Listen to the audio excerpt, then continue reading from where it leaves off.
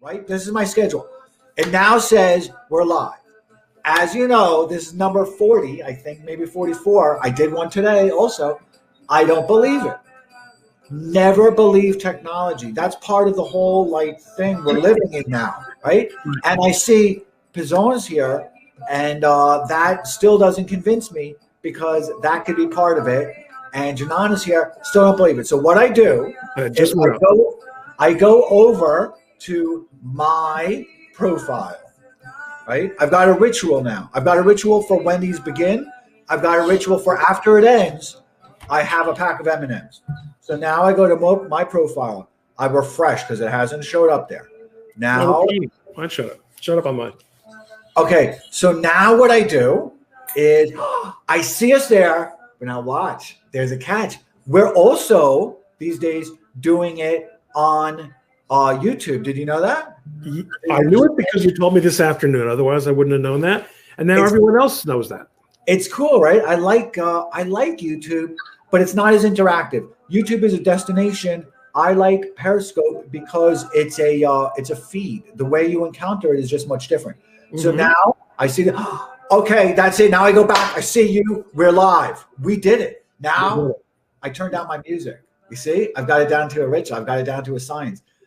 We're live on Twitter, live on Periscope, live on Twitter, live on YouTube. People are joining us, and I can vouch for myself, and I can vouch for you, Ron. Yes, I am live on Twitter, on Periscope, on YouTube, and in the hearts of my countrymen. Yeah, in the hearts of half of your countrymen. No, everyone likes Ron Coleman. You know what? Everybody does. Everybody genuinely does. I think that, and Rising Serpent is here. Namaste. Cool. Rising Serpent heard the Hanuman Chalisa. So Nancy and I, we speak Hindi, and this is the Hanuman Chalisa, which is a devotional song. It's a poem. It's a beautiful poem. So we're live. We did it. I think that everybody likes me too. Do you know that? I'm very fortunate. I have that face. I really do. And you have that same face. You have the face. You have a likable face. I've made my entire living based on my looks. And yeah. And so you're right. It explains a lot. Yeah. What I'm going to ask you to do is, would you be kind enough? This is Periscope number 2. We've done 2 of these now. This is a follow-up. So, and would you be kind enough to spend a little bit of time introducing yourself? Would that be all right? Yes. I'm Ron Coleman. I'm a lawyer. I'm a lawyer who's very involved in social media.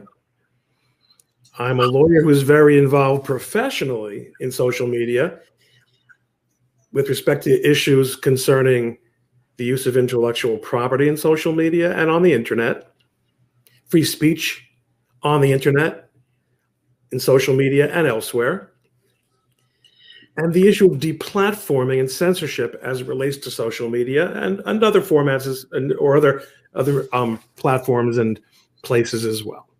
I'm a commercial litigator and a partner in the Dillon Law Group, which has its main office in San Francisco, California. I'm sitting here, however, in beautiful Montclair, New Jersey, where our New York, New Jersey office, consisting of me right now, is located. And I do things here. I do things in San Francisco. I do things in New York, all from the comfort of my desk due to the magic of the internet. And I've worked in more law firms than any human being in history. And I'm quite confident that no one can beat my record. But everyone still likes me. Yeah, this is true. And when we last left off, it was September. And I was actually looking through it today because in advance of this, I put up a little clip. And it was that moment where Cassandra Fairbanks and Mark Dice had been kicked off of Twitter, or at least frozen. I'm not sure the terminology that they use, the vernacular within. Suspended, I think. Suspended. Is that what it was? Yeah, suspended for saying something. Or I don't. maybe locked out. Yeah, and I'm sorry. Yeah. Yeah, I'm not really sure if it was in defense of that kid who was accused of being. Kyle Rittenhouse, was it? Yeah. They were locked out, and it was kind of a shocking moment because you could see that that's when social media was really turning up the heat. You could see that trend, and we were discussing it then. You could see the trend that they were no longer allowing anything beyond the message that they wanted to go out. Yeah, that was the beginning of, I think, a new gear. They kicked into a new gear, which we all had been predicting was going to happen before the election. That's about when you would expect it to happen, after the two conventions were over, and everyone knew exactly what the election was going to be. And things have really accelerated considerably since then. Social medias, particularly Twitter. Yeah. Did you expect, when you say as expected, did you actually expect this this ferocity of it? Yeah, I thought it might even be worse, actually. And what would worse have looked like? Well, Ron Coleman would be off. That would be worse. That would be bad. Well, that would be bad personally. But it also depends on what Ron Coleman would have said to have gotten kicked off. Well, I mean, had you said something inflammatory, then it certainly wouldn't have been unexpected had you decided to kind of really push the envelope. But inflammatory is a meaningless term, just like hate speech, just like, fake news, misinformation. They kicked people off for claiming things about COVID treatment, which turned out to be entirely true. They kicked off Trump just for being Trump. They kicked off Gavin McInnes because of the Proud Boys, which he wasn't even involved with at the time that he was kicked off. They don't give reasons, and if they do give reasons, they are fake reasons. And maybe they'll decide that my saying this tonight will be the reason to kick me off. What they're doing right now, though, by the way, and I've been kvetching about this, everyone who follows me knows about it. They're still banning people. There are people we recognize and who we know who are gone now, who were not gone a week or two ago. But what they're doing, for me, it's only been really noticeable since January. But someone else who I don't think necessarily wants me to talk about him, because we've been DMing about it, tells me that he's been getting it ready for a while, which is Twitter caps you. And I'm not aware that they're doing this to anyone on the left. And they're not doing it to all conservatives. And we're trying to figure out which conservatives are being targeted and why. I will get 30, 40, 50 notices of new follows every day. But when I wake up in the morning, or in fact, when I go to sleep at night, the number of followers is always the same. And it is always possible that people are going to unfollow me because I'm not perfect. I'm not everyone's cup of tea.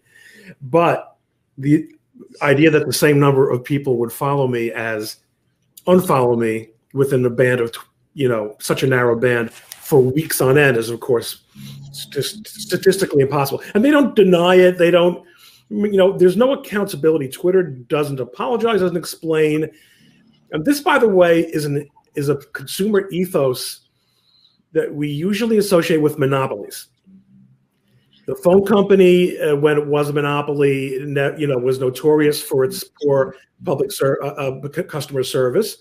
Memorialized, is that the word that I mean? By the great Ernestine, the operator, the telephone operator.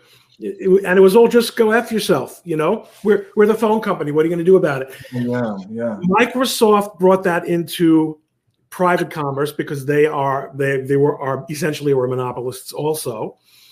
And now, so it's universal in social media. Because we're not really customers, right? We're the product. We're not the users. But be that as it may, they don't explain. They don't justify. No one's making them. And it's a pretty good racket. It's really, things have really, so yeah, I thought it could be worse. And I don't just mean because Ron Coleman and I would be off, I thought it could be worse because I thought myself and a lot of people like me who are critical of the empire would be off. That has not necessarily happened. And I think I go back to the discussion. I frequently quote you, both in private conversations that we had, and I think that we reiterated it in our last go around, where you said, Ron, we're safe because we color within the lines. We know not to step on that third rail. Now, sometimes you want to respond to that by saying, well, no, but there are people who don't appear to have done anything wrong and they were banned. But you often learn later on that some of the people you think never did or said anything wrong were actually playing games behind the scenes with, forbidden methods of amplification. Gaming the system, doing lots of sending DMs, links to lots and lots of people. That they only use that as a general rule for a pretext if there's someone they want to get rid of. But be that as it may, they have. My point is, you don't really know. You don't really know when someone disappeared. You don't really know why.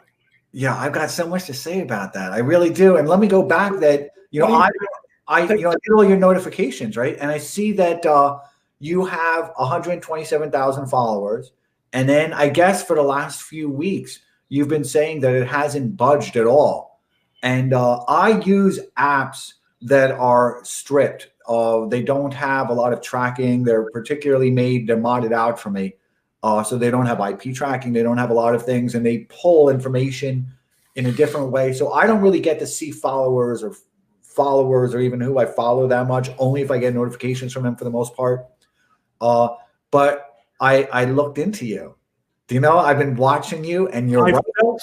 Seen. You know what? You're right. It's amazing that and there's not a lot of volatility to it. It's like you get 13 rise and then a 13 fall and then 20 rise, and they're very small numbers. I keep on getting these reminders that we've got a meeting. It's this new app thing that I've got, and it just won't get off my screen. So it's right across your face, by the way. It's pretty funny. So yeah, I see that. The Rising Serpent.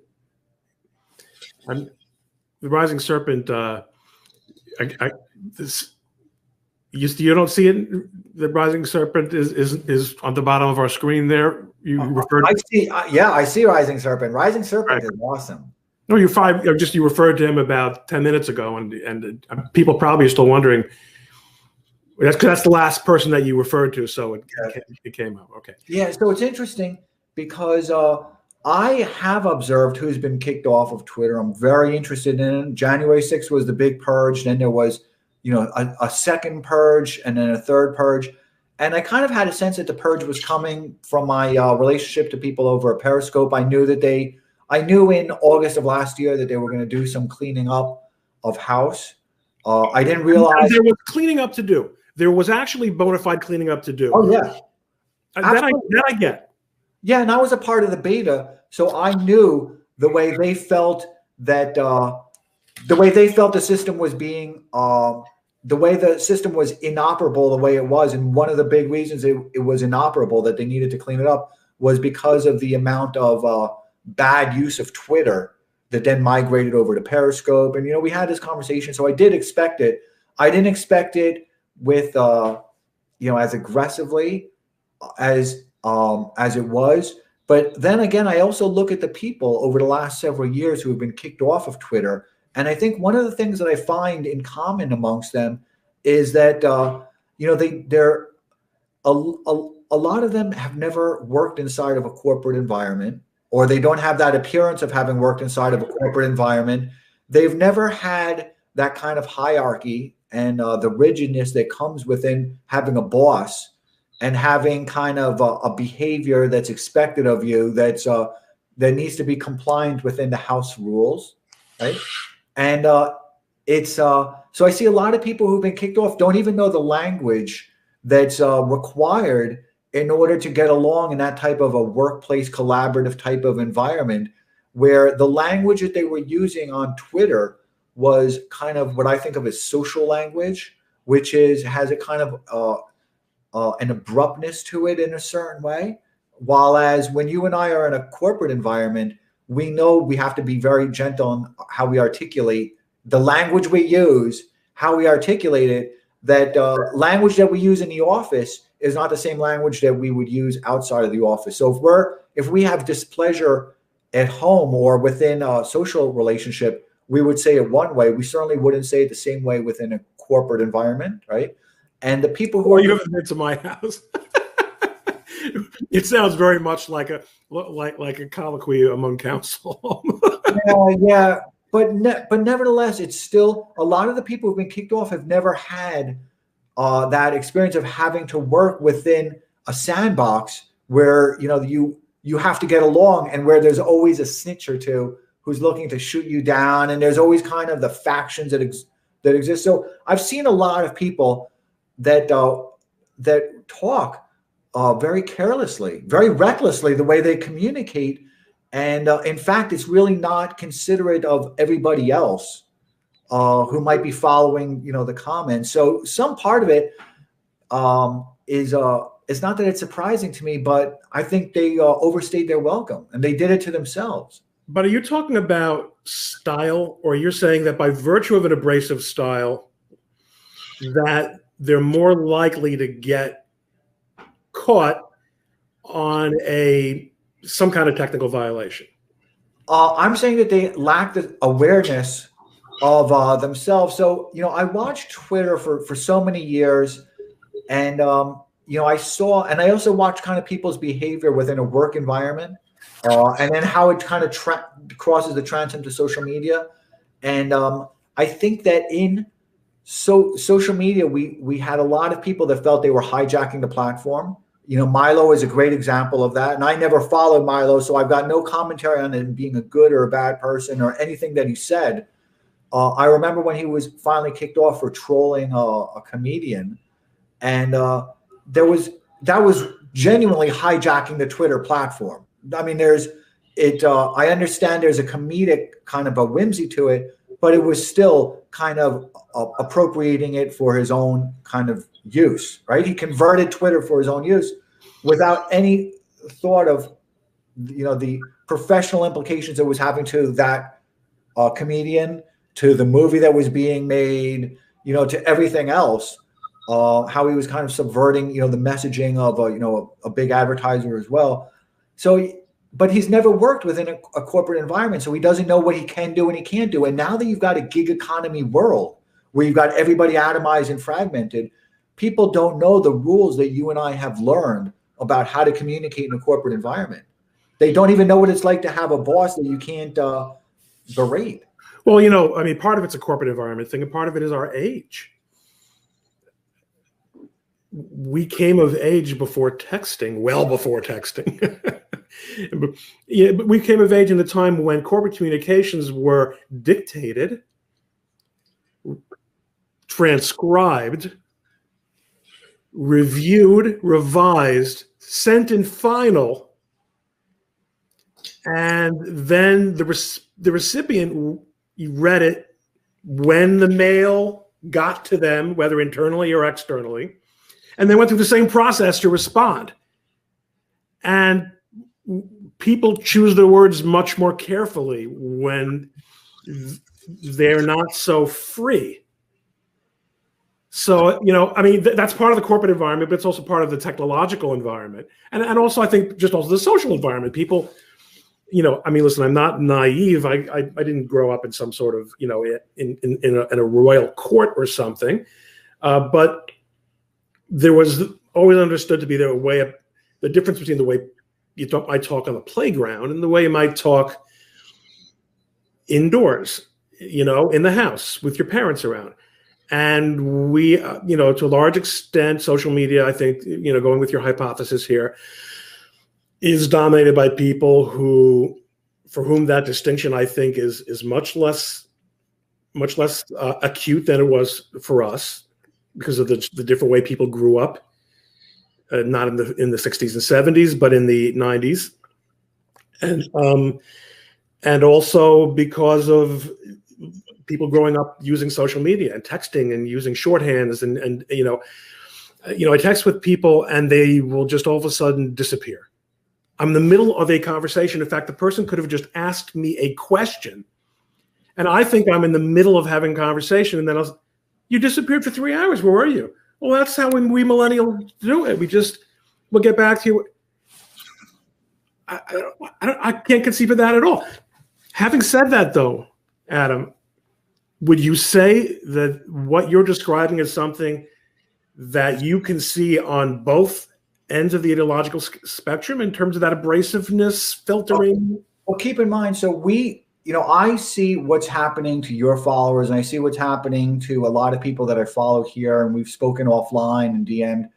But I'm not observing what's happening to the liberals and what's happening to the left and what's happening to Mike Tracy, what's happening to Greenwald, what's happening to their kind of Twitter environment. Well, Tracy and Greenwald are interesting choices that you made because they're now being retweeted by conservatives. Are they really? Oh, of course. I mean, those are both people I follow. I followed Tracy on and off for many, many years, and he can be a jerk and he can be very blind about things, but he does tell it like he sees it. And that, of course, is Greenwald all the way. And they've both been thrown under the bus by the left. Yeah, but Tracy doesn't get along well with others. No, that's 100% right. I've always thought about two different kind of business models, right?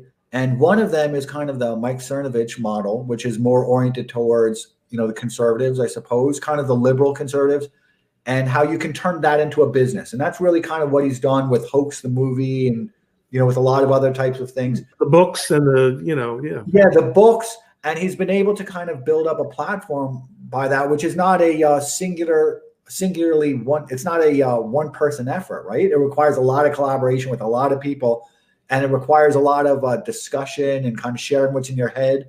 Very difficult to share what's in your head, to take what's in your head and then transfer it to a lot of other people, to communicate it. And to do that without making gigantic faux pas. I mean, the filtering mechanism. Yeah, and then I see on the left, I've always thought about Michael Tracy, and I've tried watching him, and he's unwatchable, not just because he's prolix, and that's kind of irritating in itself, but because he is he clearly doesn't get along well with other people. His style, just even in encountering the camera, is kind of, there's a cynical quality to it, and there's kind of a berating type of quality to it, and there's even an inconsistency that I find true with a lot of the liberals, but he doesn't get along well with other people, so he could never build that as a business model. Whereas I see Glenn Greenwald can, and I'm sure that Glenn Greenwald is probably going to now go make movies and do the other type of things as well. Interesting. Yeah. So, but I'm glad that you quote somewhat. Some of the things I've thought about that. So I do see a lot of people getting kicked off, and now we're seeing Q people get kicked off. And so I wanted to discuss some of the things where we left off. And so Alex, WHI, Alex, 771-24598. I don't know how you got those numbers. I don't know if you get to choose those numbers, right? And I like the picture that you choose. And that's Christian Bale, I think. So I should turn that off. No, but I won't. Is asking, what are the topics tonight, Adam? I want to continue with where we left off. And where we left off was in September. Kyle Rittenhouse had just been there was a plebiscite, right? That was the first time that we really saw a plebiscite in the media, in social media. And as you said it, I forget the way you described it, and I was looking at the clip today, but they were not allowing him to defend himself. They were not allowing his lawyers to defend him. And yet he was being attacked within social media. So they weren't allowing him to defend himself. They weren't allowing his lawyers to defend him. And they weren't even allowing kind of the casual observer to not even just defend him, but to just make observations about the merits of his case. Right. What's the question? Well, I wanted to pick You're up. 100% accurate. So Alex was saying that, and I wanted to pick up from where that was. I also wanted to pick up from where we've seen kind of the cues being just very aggressively dropped off of social media, And what started off with like a Thomas Victor, I guess, probably about 3 years ago, we're now seeing that anything that's outside of the CNN parameters is now getting kicked off. I mean, it's just either you're CNN or you're not at this point, right? That even I wouldn't go that far, because after all, I am here and I am tweeting alternatives to the narrative. I was once locked. I was told that I would be suspended unless I deleted a tweet. What was the tweet? It was a tweet where I quoted that African-American woman doctor who had said that there was a cure for COVID-19 and it was HCQ and zinc. And I quoted her, and they told me that had to come down. And that wasn't the hill I was going to die on. There were a million other ways to communicate the same message.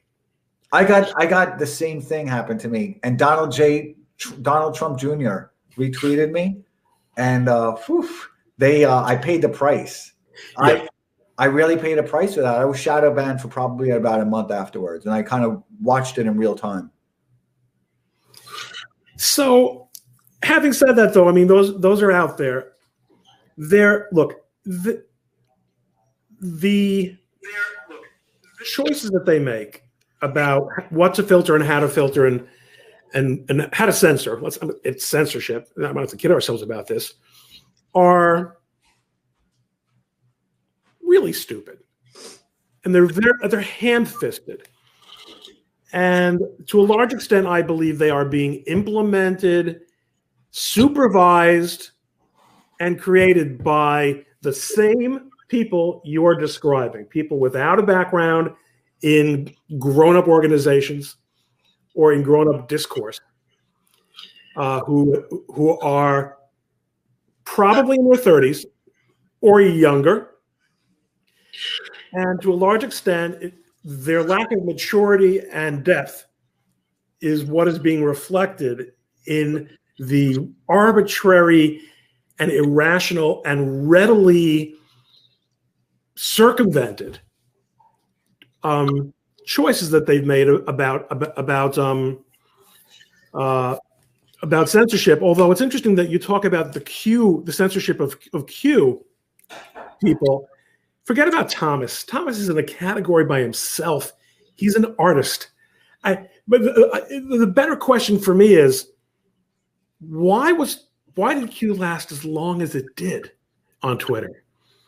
And there is a school of thought that says that it was a Democrat or a leftist or globalist, however you want to call it, psyop to lure, or is the word lure, to get conservatives and Republicans to have an irrational belief that the system was actually functioning, law enforcement and investigatory, and all the things that are supposed to happen, like the Department of Justice being, available for, investigating and prosecuting crimes that are not only committed by Republicans. Was that, I've seen, some of the that interview that Jack Posobiec did on OAN with kind of the origin story of it, and there's a lot to get into. So I want to be responsive to somebody who said, what's coming next. But I'm so interested in this. I saw the origin story of Q because I don't really know that much about it. I'm not sure how much of it needed to be a psyop, because some of the people that were kicked off, and Brian Cates and some other people who were kicked off, who I'm sure are just really wonderful people, but they were really adherents of this there's a secret plan. And from what I understand, I think I saw somebody, Julia Song or something, tweet yesterday that there are people who are still saying this type of stuff, that there's a secret plan. What Julia tweeted yesterday was, it wasn't Ted Cruz who went to Cancun. It wasn't Ted. In other words, they've reached the level of conspiracy thinking that they can extend it to across conspiracies. So not only is Trump going to be, is not only is he waiting in the wings, and the investigation is about to be tied up, and the fake Joe Biden, who I mean, it's this crazy. Are you serious? But are you serious? Because I don't know about any of this. Yeah, this is all stuff you could. Yeah, definitely. This is all stuff that you can find even still on Twitter. But you'll find more of it on some of the alternative platforms, and that's easy come, easy go. That's what you get. So, to some extent, I was taken in. I don't think I was ever a true trust the plan guy, but I did say this. I said, first of all, I found it hard to believe that Barr was really going to be as ineffectual as he seems to have been on issues of corruption and the corruption of the law enforcement process and the Trump Russia and all that stuff. There was no action whatsoever on election fraud. And anyone who doesn't think there was election fraud, you don't have to be a conspiracy theorist. I was there. It happened. There was election fraud. But also that people who were the most enthusiastic about Trump's reelection, the most enthusiastic wanted him to be reelected because they thought he was extraordinary, extraordinarily intelligent and able, and he didn't care what people thought of him. He cared about getting the job done. And I said, okay, if that's true, if he's as good as you say he is, then you can't say that he's letting all this happen and not without any accountability. So either Trump is what you say he is, and he should be reelected because, and therefore it makes sense that he's letting this kabuki go on in order to, get the big sting at the end. Or he is not even remotely what you think he is. He's actually a putz because he's been in office for 4 years. And I don't care how many times you tell me that he's getting bad advice from the people around him. He's supposed to be Donald Trump. Let him line people up outside his office and fire them one at a time until he finds who's responsible to get the job done. I'll give you and it's going off on a tangent, but I like going off on tangents. And it's dinner Listen, if anyone wants their money back on this stream, they can just, So it's really interesting because I'll give you my take on Trump and on Barr. Don't tell me Docs in 67 there was no fraud. I was at the Philadelphia Conference Center. Why wouldn't they let us in to watch them counting the mail-in votes? Well, let's respond to that point. I'm not ready for that point, though. Let's respond to that point. I know, but it's in my face. I put it up there, so that we don't forget it. I'm sorry. We can be excited to discuss it next. But I'll tell you my take on it. I told you in August I expected Trump to lose, right? I remember. Yes, you guaranteed it. Yeah, I guaranteed it. And I remember how upset you were. And I remember we were talking about your daughters and, what comes next. And, my granddaughters. I have only sons and at the time I only had granddaughters. And, you were taking it kind of bad. And I was telling you because I want to see your emotional reaction to it. To how you were going to people only have a very small amount of emotional reservoir. And it had been depleted so quickly in fighting the Trump battles on behalf of Trump as kind of his auxiliary that I wanted to see how you were going to respond to it. And so my take on it was, and everybody knows I try and be very kind of politically disembodied, right? Because I'm writing my log and, it is what it is. And I saw that, and I've worked in corporations. So just as I've learned language skills and a certain type of cordiality and etiquette working in corporations and being very high up and having to interact with a lot of people, I've also seen what it's like to have to manage within a corporation in terms of the staff that's within them, how to manage your internal and external staff.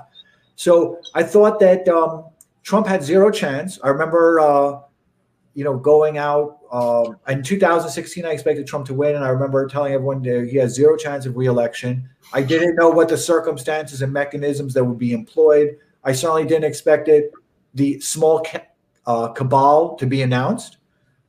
Lee Smith wrote that article on the oligarchs, when the oligarch took over Athens, the 30 tyrants, the 30 oligarchs.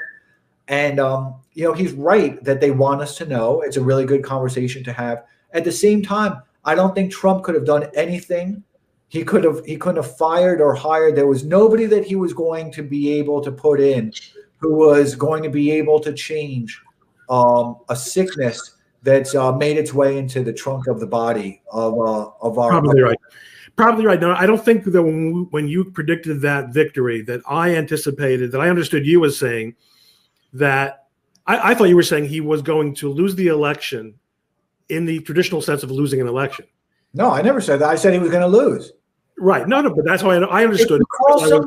If you call somebody a tyrant, and if you call somebody Hitler, you have a moral obligation to take that person out, regardless of what measures you have to use, because the end justifies the means. If you call, but this is reality. That's the reality that they created for themselves. If you call somebody a tyrant, you have to take that person out.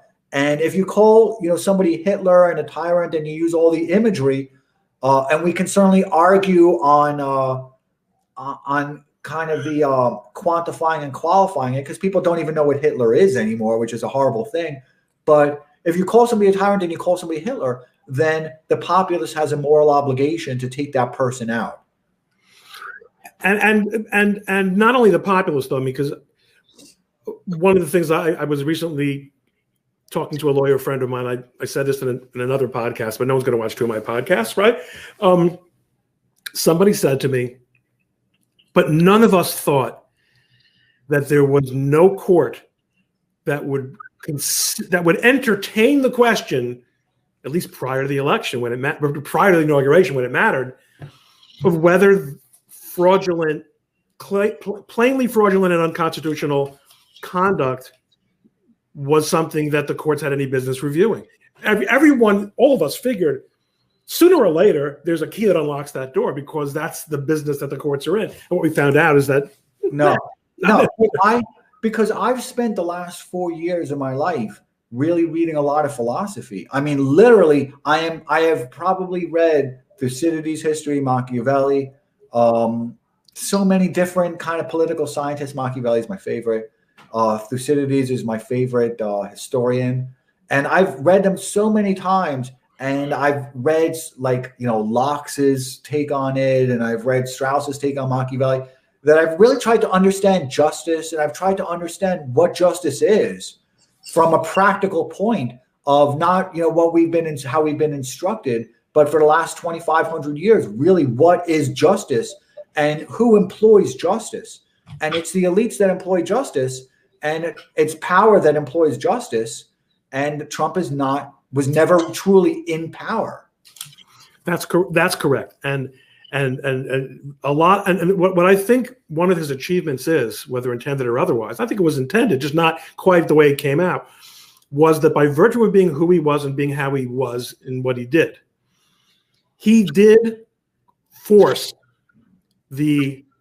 what had been a submerged aspect of the elite control of institutions and processes to emerge and allow themselves to be seen, because he was such a clear and present danger. That was expected. That was expected too, because again, this is all history. It's so interesting. And I'm telling you, one day when I release this history, this chronicle I'm writing, and it's going to be in the form of several documentaries, but also in a book form. And it's really interesting how all of this has really happened before. And if you have a Trump that threatens them, they always come back and hit you 1,000 times worse. It's why when a tyrant takes over, or when there's a new emperor or a new prince, and Darren Beatty can discuss this a lot better than I can, so I'm just going to misrepresent. I'm just going to say something wrong. But that new prince has to come in, and either A, you kill all the opposition, or you make friends with them, but there's nothing in the middle. And Trump was not given that kind of medium, a happy place in the middle. Further, Obama was the most profligate president in human history, in American history. He was kind of a Persian prince. He was Darius, right? And the promise of Biden, or a Democrat administration, was the even bigger. It was the most. If you think Obama was profligate, their pitch was really, if you think Obama was profligate, we are just going to open up the piggy bank in terms of HHS, in terms of the Department of Education.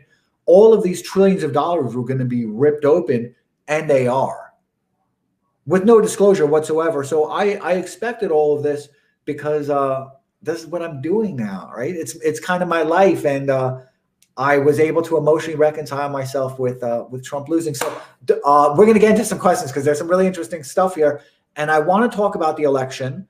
I want to talk about the people from Q who are getting kicked off. So if people have questions about the people from Q who are getting kicked off, very curious to draw and strike Brian Cates.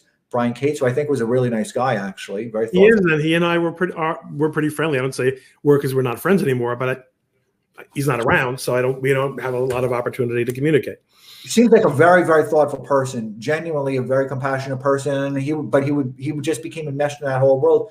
So Dachshund67, thank you so much for being here. What a beautiful picture. It looks like a Japanese cherry tree, doesn't it? Right? It just hasn't fully blossomed yet. It's really pretty. Thank you for sharing that. And says there was no fraud in the election. And I want to respond to that first because, of course, we all have to be cautious with our words here. And I'm really interested in how Ron's going to respond equally cautious, though, right? Is that I believe that there was ample evidence that required interrogation, and that wasn't. And I feel like there was a dead body that was found, right? And right next to that bloody body that was had stab wounds. Sorry for the graphic image, right? But right next to that bloody, so there was a body that was found with multiple stab wounds, and then right next to the bloody body was a bloody knife. And the detective who entered the room showed no interest in either the bloody body or the bloody knife, and the case was closed as a suicide. So I just feel like there was no interrogation. There was very little intellectual kind of curiosity by the left. No, I mean because curiosity is something that people who are genuinely interested in the truth have, and the press understood that its well compensated, comfortable role as simulators of entertainment that looked like what used to be considered journalism, which was also a kind of entertainment and which was also highly filtered and ideological, but nonetheless departed from the script from time to time. They understand now that their role is to be part of the elite governing caste. And no questions shall be asked. And you're getting puff pieces about Biden's public displays of affection with his wife and playing Mario Kart with his grandchildren. Is that what it is? I don't pay attention, so I don't know the stories that they're giving him. Some people have been very thoughtful with giving me some really interesting stories, but other than that, I don't know kind of recreational stories. Nothing. No, listen, I mean, he walks out of news conferences without answering questions. He snaps at reporters. I mean, I don't have to repeat this stuff. Everybody who is watching is aware of it. The point is, there are two things going on. One is that the legacy media brands, which call themselves the press or journalism, are just media brands. And they are aligned with one political party, and they realize that that's where the bread is buttered, and that, in fact, where future employment comes from. And then after they leave government, it's the same thing as administrative capture in government with lobbyists. The press is just another form of that. But also what they have begun to master quite effectively is demonizing their competition, delegitimizing their competition, so that Fox and OAN and Newsmax, in turn, are considered to be, or the New York Post. When the New York Post ran the Hunter Biden story, as if it would have mattered, it wouldn't have, because of the body and the knife. But they locked out the New York Post, the competition of the elite media, even though it is itself what we call in Yiddish nishta hin and nishta her. It straddles the fence.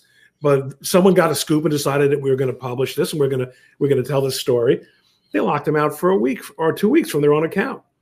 Did you expect that story to have a more profound effect on the election? No. one thing that people, I think, have to be very clear on is that no stories have an effect on the election. I was amazed when friends of mine, like Will Chamberlain, tweeted, Trump lost this election because he mishandled COVID. No votes. 0 votes were affected.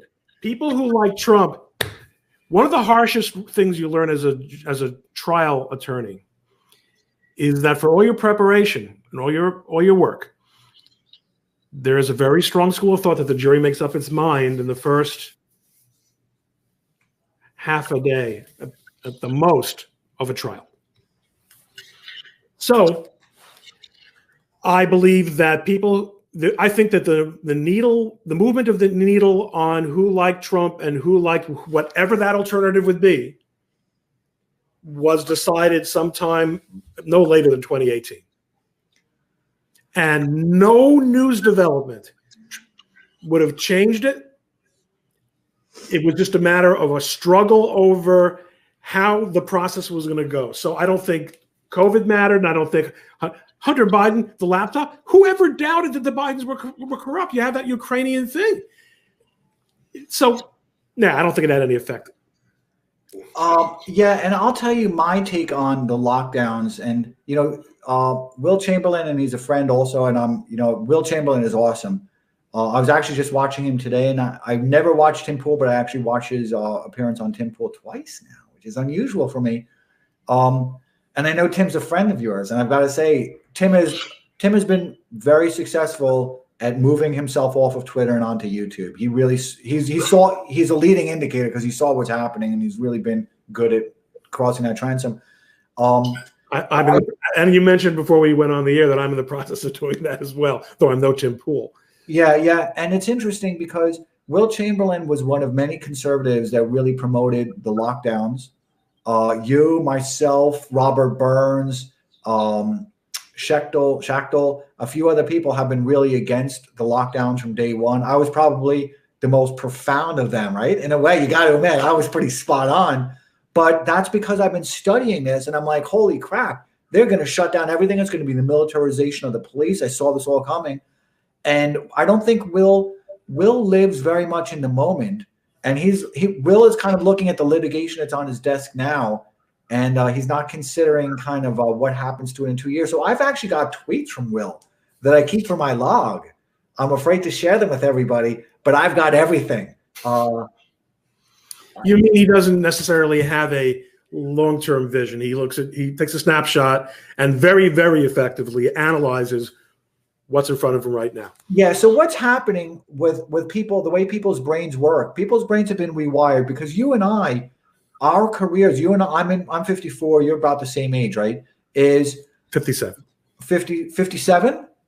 You look good. You're good looking. Oh, that you see, people, you see what a schmoozer this guy is, okay? Yeah. Everyone else out there was saying he's not 67. Yeah, no, you look good.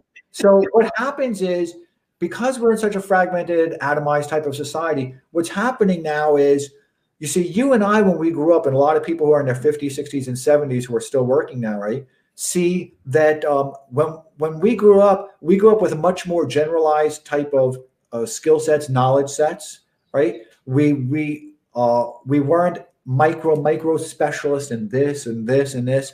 And when we went on a job, when we worked in a corporation, we were able to go into the marketing department. We were going to the mailing department. We would sit down at the president's desk and we would have coffee, right? That's what you did. We all know that when you're a kid, for your first 40 years, you have the privilege of walking in to the boss's office and picking their brain. And the boss, because they all love kids, are going to spend time with you. And you would go into the different revenue centers. But they especially love bright young kids like you were when you were in when I was a young lawyer. Yes, there was this kid looks like he might, they were completely wrong, but our education was very built upon a kind of a more comprehensive kind of worldview and a system view. And our corporate training kind of required that of us to be successful. In order to be successful within a corporate environment, you have to have a good appreciation of the other departments, and you visit with the marketing department. I've been in sales. Marketing department visits with sales. You visit with your chief revenue officer. You visit with the chairman. I would obviously always have meetings with our board of directors. And so you kind of encounter everybody and you see the way the whole organism works, right? You're not just looking at an arm and saying, if I was to describe Ron Coleman, I'm not just going to say give a description of your left arm. I would give a bigger description. But kids today are being trained to just kind of diagnose Ron in terms of a specialist in your left arm, a specialist in your right arm. So kids today, and it was true with Will Chamberlain as well, somewhat, just because of his legal training, and a person's a genius, so I'm not knocking him. What happens is their worldview is they're working at an assembly line, right? And I've managed assembly lines in business all my life, not real assembly lines, but kind of a construction of an assembly line in business. Is they work on an assembly line. They're like a manager at they work on an assembly line. The product makes their way on a conveyor belt to their station. They stamp it, and then it leaves their station and goes on to mystery. So it arrives from mystery, right? They stamp it, and then it gets delivered onto the next station, and then it's gone. And this is kind of that hot take phenomenon is so people today, the way they're being conditioned is they have no view of the entire assembly line that they're operating within. Hot takes in particular. I mean, there is no accountability except for purposes of the wokeness and finding the thing that people said that's been decided last week was politically incorrect. But no one is ever held to account for their incorrect predictions, for their bad advice. Once you become a brand, you continue to be a talking head brand, and you have to really, really cross the line. And even then, if Dan Rather had crossed the line that he crossed, now instead of when he crossed it, he would still be employed. Yeah, I don't know, and this is a conversation that I'm going to continue with Lee Smith part 2, and it's a conversation I had with Sundance offline from the conservative Treehouse, the Last Refugee 2. Because they've got very good theories on what's happening now in terms of that the elites really want us to know. So Dan Rather might be want us to know that they're in charge. Yeah, 100%. That's why they're not hiding it anymore. Definitely. Now, do you want to see Will Chamberlain's tweet from March? Of course I do. You're offering it. It does. If everyone's curious, I'm going to show it to everybody. And it's not a criticism of Will Chamberlain. I want people to understand this. I am not upset with any of the conservatives. I'm not upset with any of the liberals. I truly think they're wonderful people. Will Chamberlain is an absolute genius. Everybody else, and we are very friendly with him, and he's done lots. We owe him a great deal. He's awesome. And it's not even that I disagree with him. I don't disagree with Will or anybody else. I disagree with the analyst that gave him that informed that opinion. Because they gave him very flawed information. So he based his opinions on very flawed, imperfect information. And that's what happened. So I blame the people that provided that information and gave it authority. Here is Will Chamberlain's tweet. Is everyone ready to see something? I'm going to look at the comments first. I'm going to look at the comments. If everyone's interested in seeing it, maybe Nancy will come out here and she'll say something also.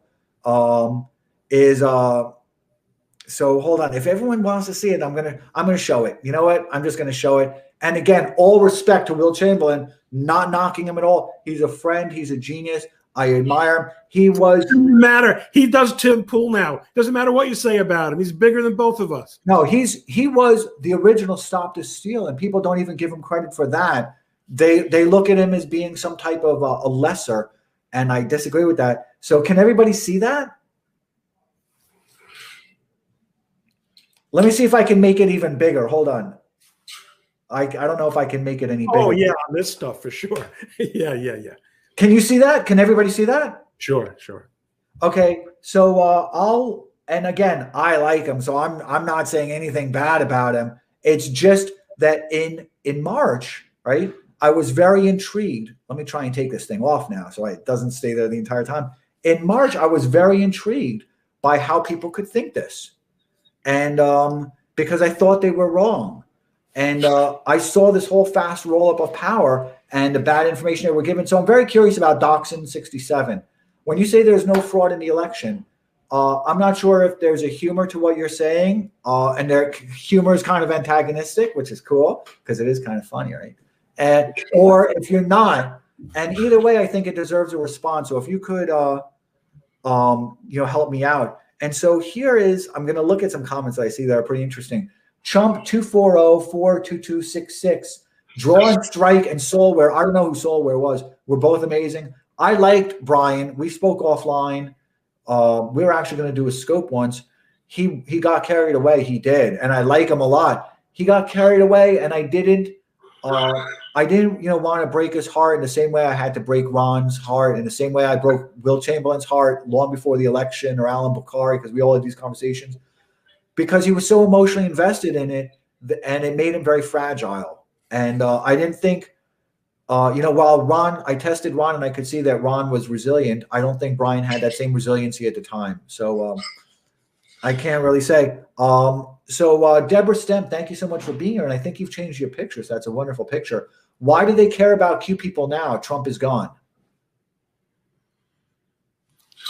Why do the polls, until fairly recently, continue talking about the Jews? Because a good scapegoat is a Proud Boys. No, the Proud Boys, Proud Boys. Proud Boys didn't do anything. Proud Boys didn't do the riot in Washington, or whatever you want to call it. Proud Boy, like they identify a demon. Q, like there are no Q people. I mean, it's just nonsense. It's a way, and also what they do is they bleed they're doing two things. They're focusing on an identifiable, contemptible, deplorable enemy, one, and two, they tar everyone with the brush of that enemy. So it's not just there are Q people, or there are white supremacists, or there are Proud Boys among the right, but that all the right is deplorable. All the right is the same as Proud Boys. All the right is the same. Or, by the way, there's nothing wrong with the Proud Boys. Some of my best friends are Proud Boys. All the right are Q people. Even if they are Q people, they're entitled to, it's no worse than being a communist. I mean, they are under serious misunderstandings of how the world works, and there's a real innocence there. There's a real appeal there. They really believe that the America, and this goes back to many of your earlier comments, that the system really does work, and that Donald Trump really was that good, and the people who we believe have been stabbing us in the back are going to go to jail for it. That's such a terrible thing, but they're not violent people. They're not insurrectionists. There was no insurrection anyway, an unarmed insurrection. I don't see Q people on Twitter anymore. Says seal 99999. They are more carefully cloaked. But if you know the code words and you know the hints and the allusions, you'll see that they're still there.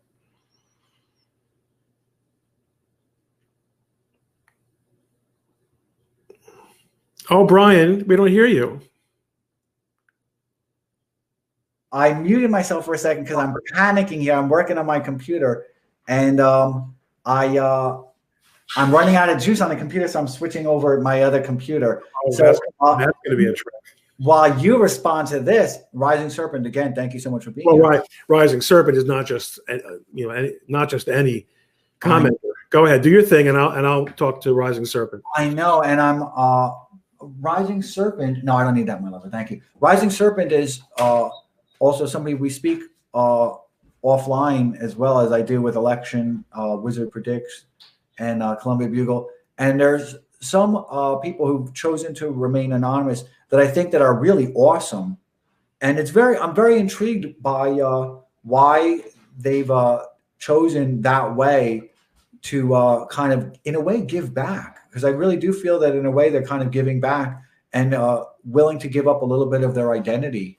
I don't mean their name identity, but their own kind of personal, Their intimate. psychic identity, right? Because like when you spend hours a day being a maskless person, and you achieve, when people achieve, they want recognition for their achievements.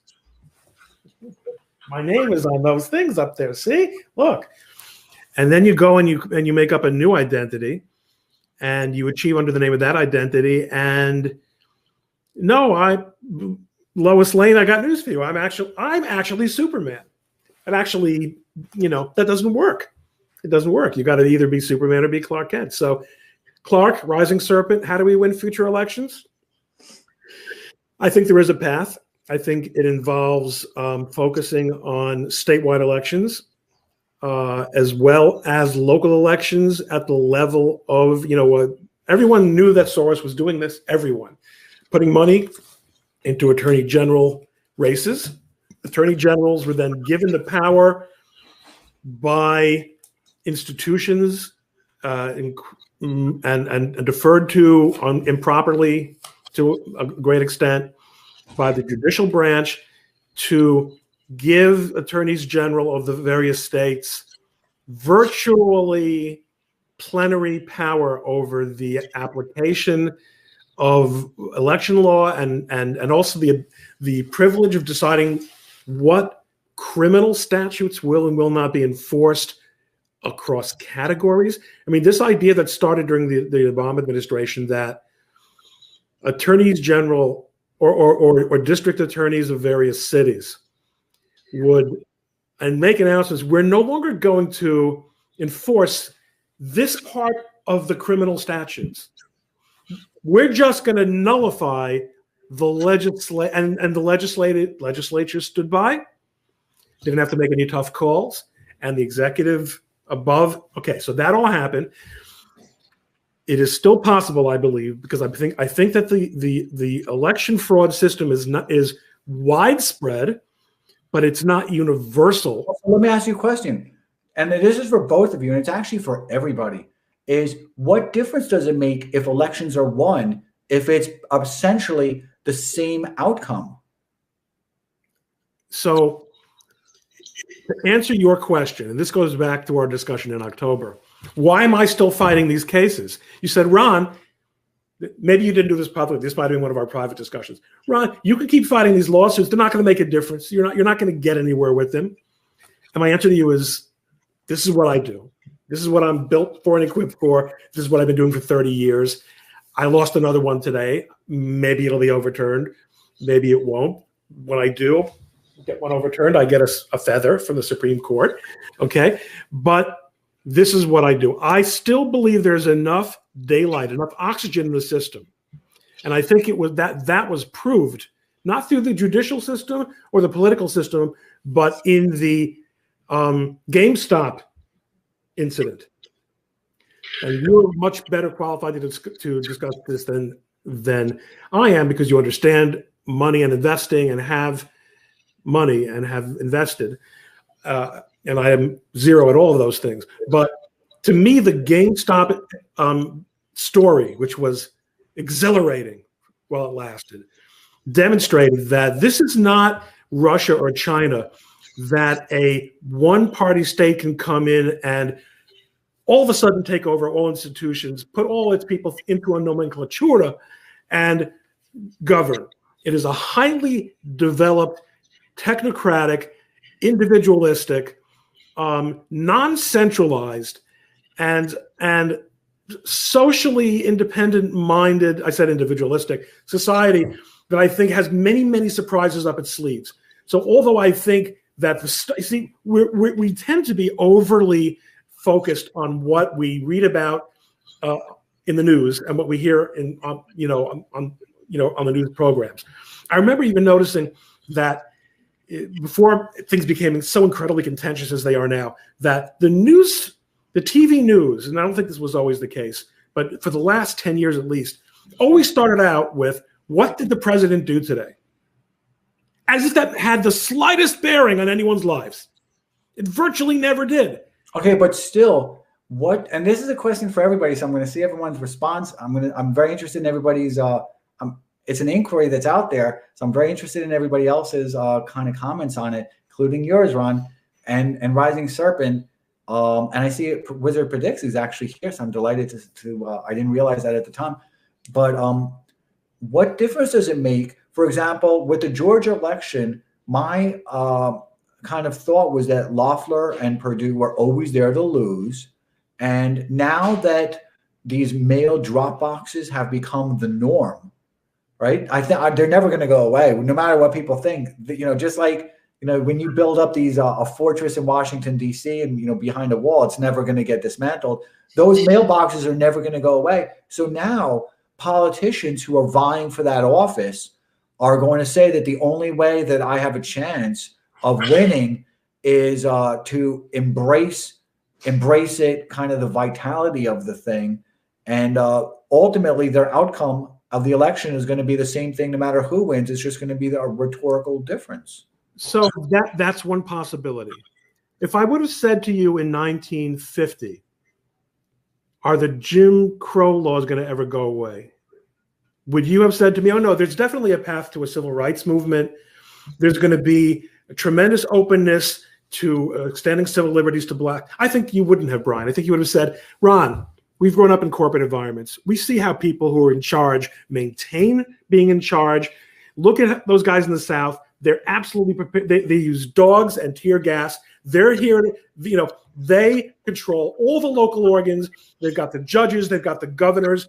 Be realistic, Ron. It's not going to happen. That's exactly what you would have said, Brian. History is full of surprises. And if you, in fact, predicted the GameStop shock, then you must have made an additional fortune to the fortune that you have now. And that would explain why you're such a good mood tonight. I didn't, but the point is still the same. No, it's not. But how can we have this kind of a renewal? You're missing. So listen to what I'm saying. Want to be renewed about the TV news. You're thinking of who wins the big election, who wins, who gets the starring role, and Soros saw.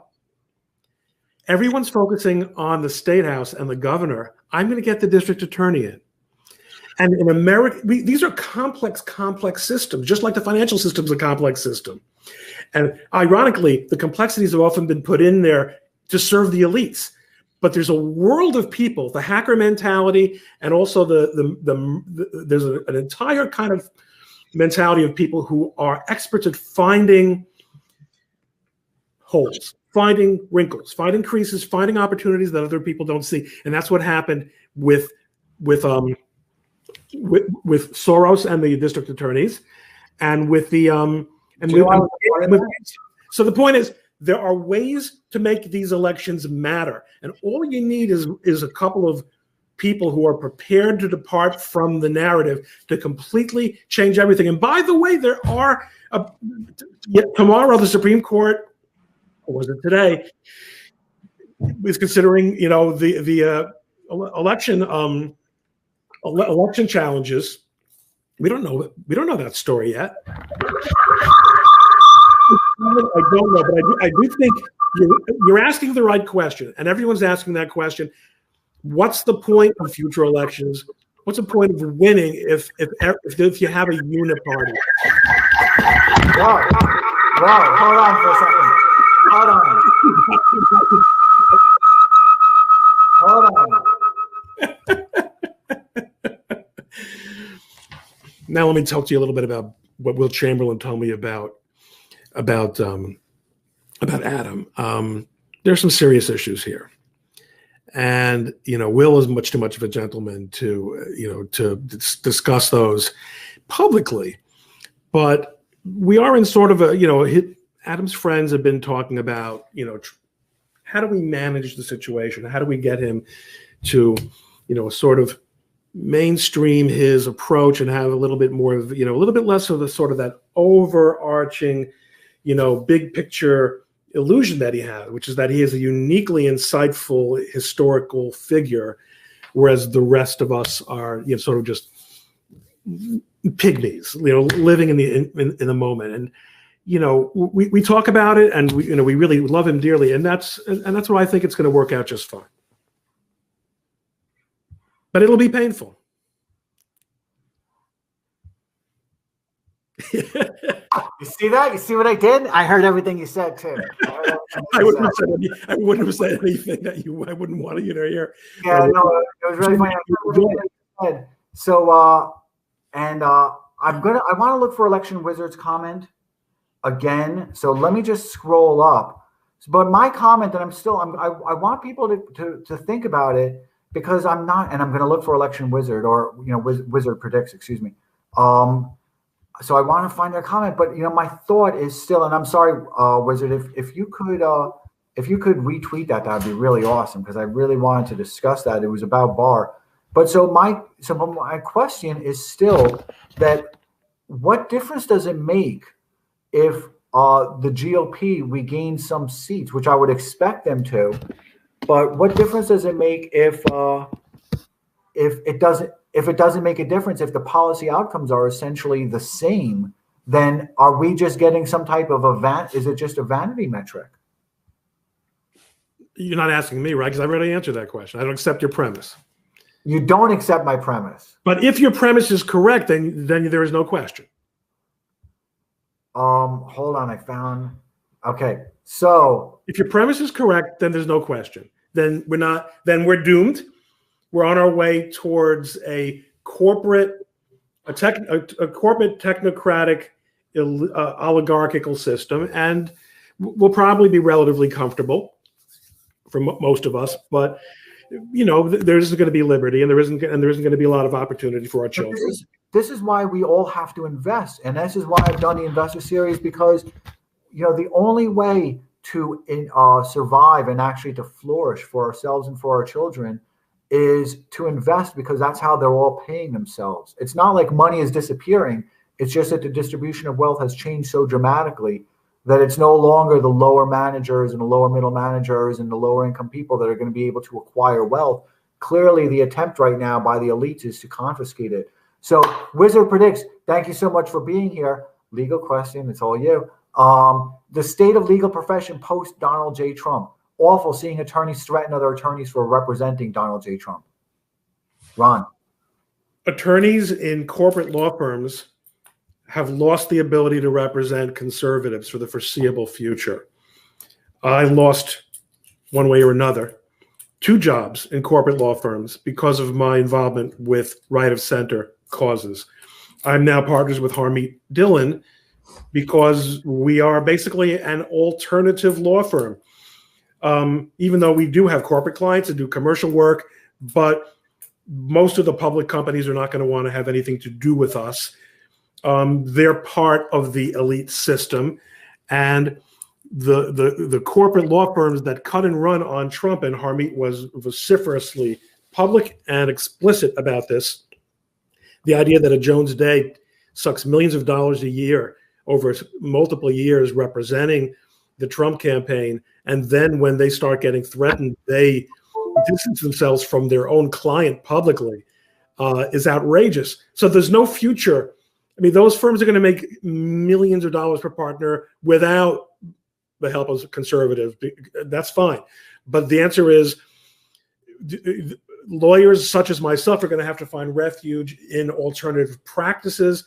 And we have not yet reached the point, but we probably will soon, where both bar, disciplinary authorities, and the judiciary will start joining in. And this was the beginning of what was happening in the Flynn outrage, where not only did the DC Circuit Court of Appeals agree that a judge could hire a new prosecutor to satisfy the judge that someone wasn't getting off appropriately, but that bar associations and the criminal defense bar would either join in on the side of the elites in that case, or be silent. So we're moving in that direction. But as of right now, I do think it is true that lawyers can practice law, but we can't practice in corporate settings. And it's just as well, because corporate settings are disgusting. They're you know, I had a relative who worked for one of the biggest companies in the world, which was known as a relatively unwoke environment, all things being equal, and the changes that have taken place there in the last year have made it intolerable. You and I both, I had a relationship with Rush Limbaugh that went back 20 years because we were one of his biggest advertisers. And, you know, I can't say I had a good relationship with him, but I certainly can't say I had it bad. And I'm a liberal, and I disliked him ideologically for his support of the 2000 war, 2000, the invasion of Iraq, his kind of endorsement of it. And he was the 2 more weeks of his generation, because him and David Brooks, the New York Times particularly, were always saying, just give us 6 more months and we can win this war. And but the problem was the nation building. Yeah, but at the same time, we were, and I discussed this a little bit during a Periscope yesterday.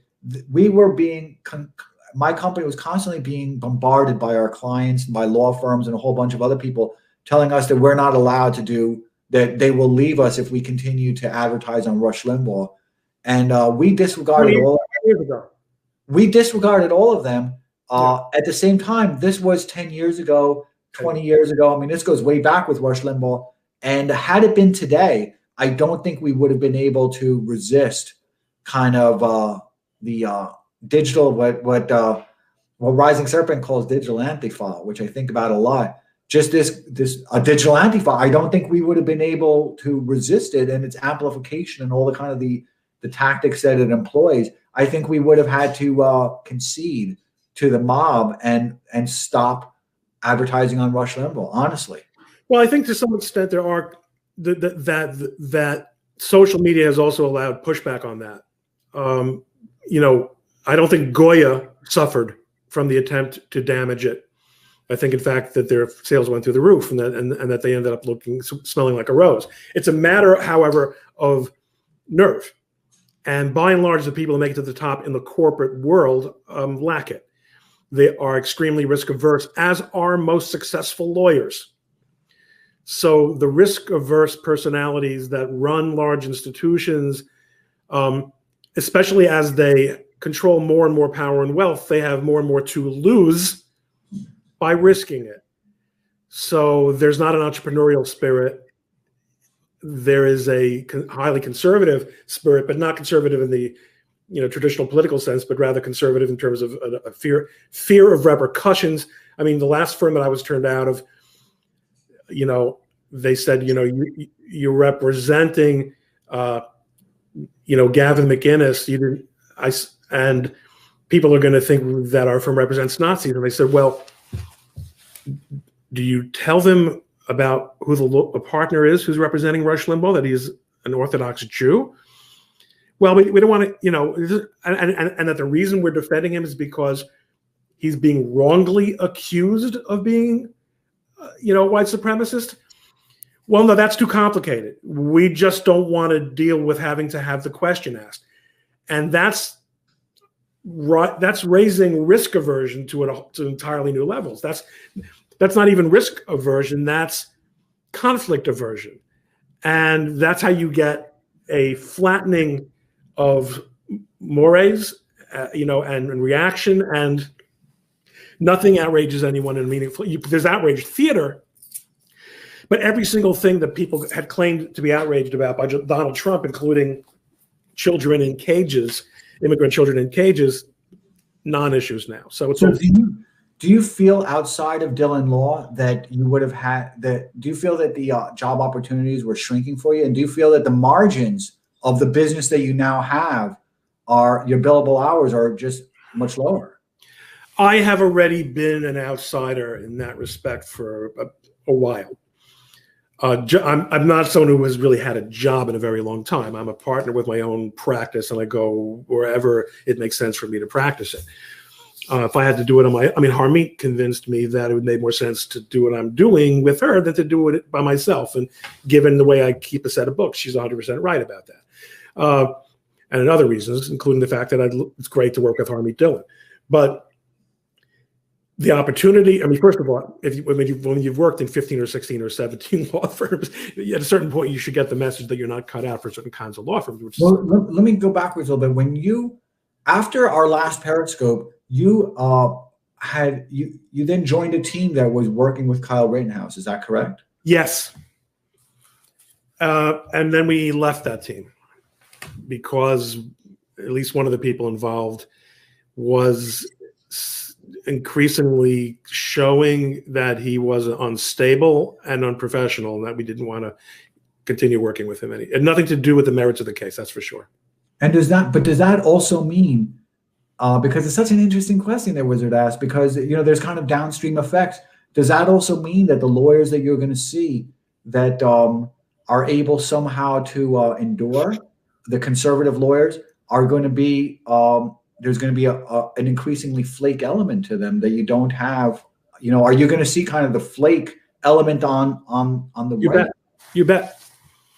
Absolutely. You know how many anonymous conservative lawyers on Twitter or who are not on social media at all contact me and tell me how much they wish they could do what I'm doing, but they couldn't? In other words, there are cadres and cadres of conservative lawyers, but they're terrified of being identified as such. Now, look, having said that, I mean, there was a trope going around last week that Donald Trump was so, because of the attorneys being threatened for representing Donald Trump, that he had to use lawyers that would not have been his first choice. That's baloney. I know scores of excellent conservative lawyers who would have picked up the phone, taken on the representation, and they would have done it.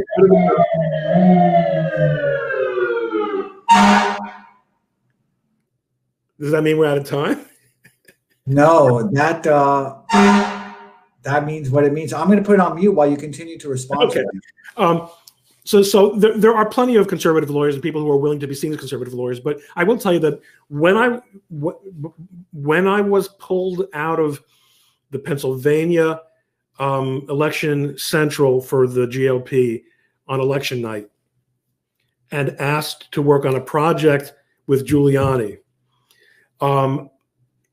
I was introduced to Giuliani by another lawyer who had previously worked for the campaign and who told me he was looking for someone to do what he would have been doing, but his partners told him, we're not going to be involved in challenges to the election.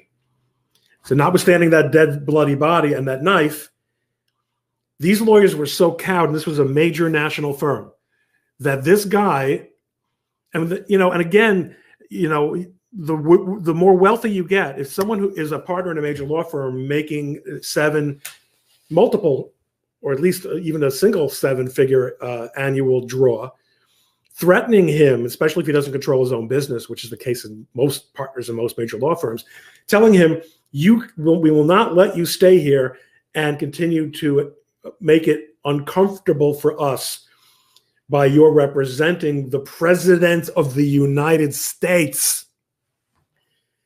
That's going to leave Ron Coleman and Harmeet Dillon as your least flaky conservative lawyers. Now, I think I got a decent reputation among most judges. I'm not considered a flake professionally, but that's where we're going. But is there now a Lynn Wood effect, right? And I think it was Technofog, or I forget, maybe it was Jack Murphy that was talking about Lynn Wood just a day or two ago. But is there now a Lynn Wood effect that anything kind of that there's a bar, and then anything below that bar is Lynn Woodian? Well, that's an insult to me. I mean, not with all, I'm sorry for Lynn. I mean, I worked with him on the Rittenhouse case, and he was a gentleman by and large. But right now, that, let's put it this way, it's not true. It's not true. Harmeet Dillon is not Lynn Wood.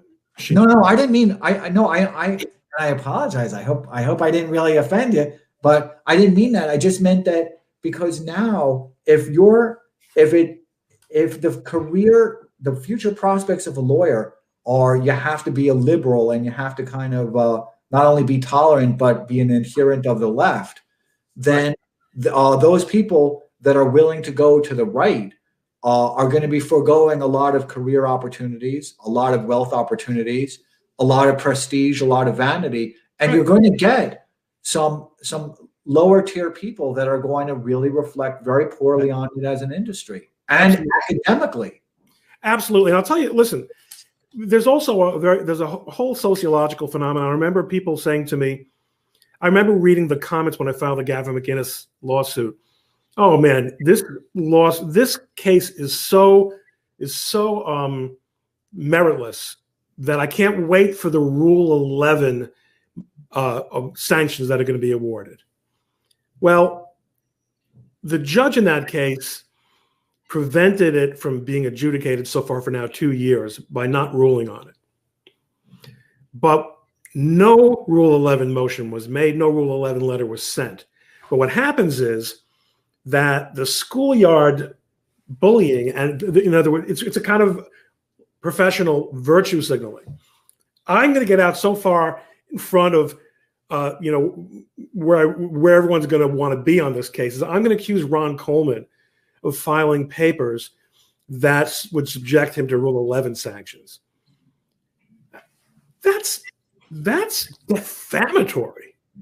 But the camp followers for Pope Hat think nothing of it, nothing. And that's where we are now. It's good or bad, and it's not a matter of it's the left or the right.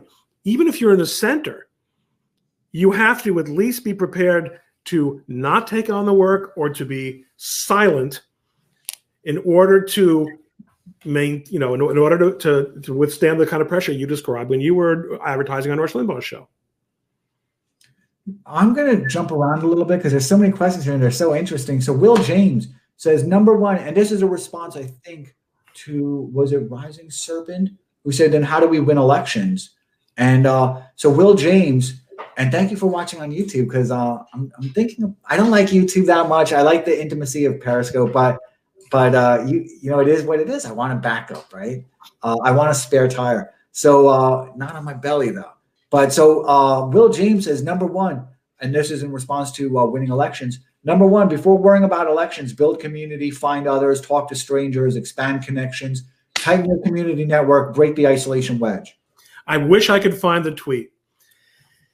I did a thread a couple of months ago about a conversation that I had with a friend of mine who I did not name, a very insightful Wall Street guy.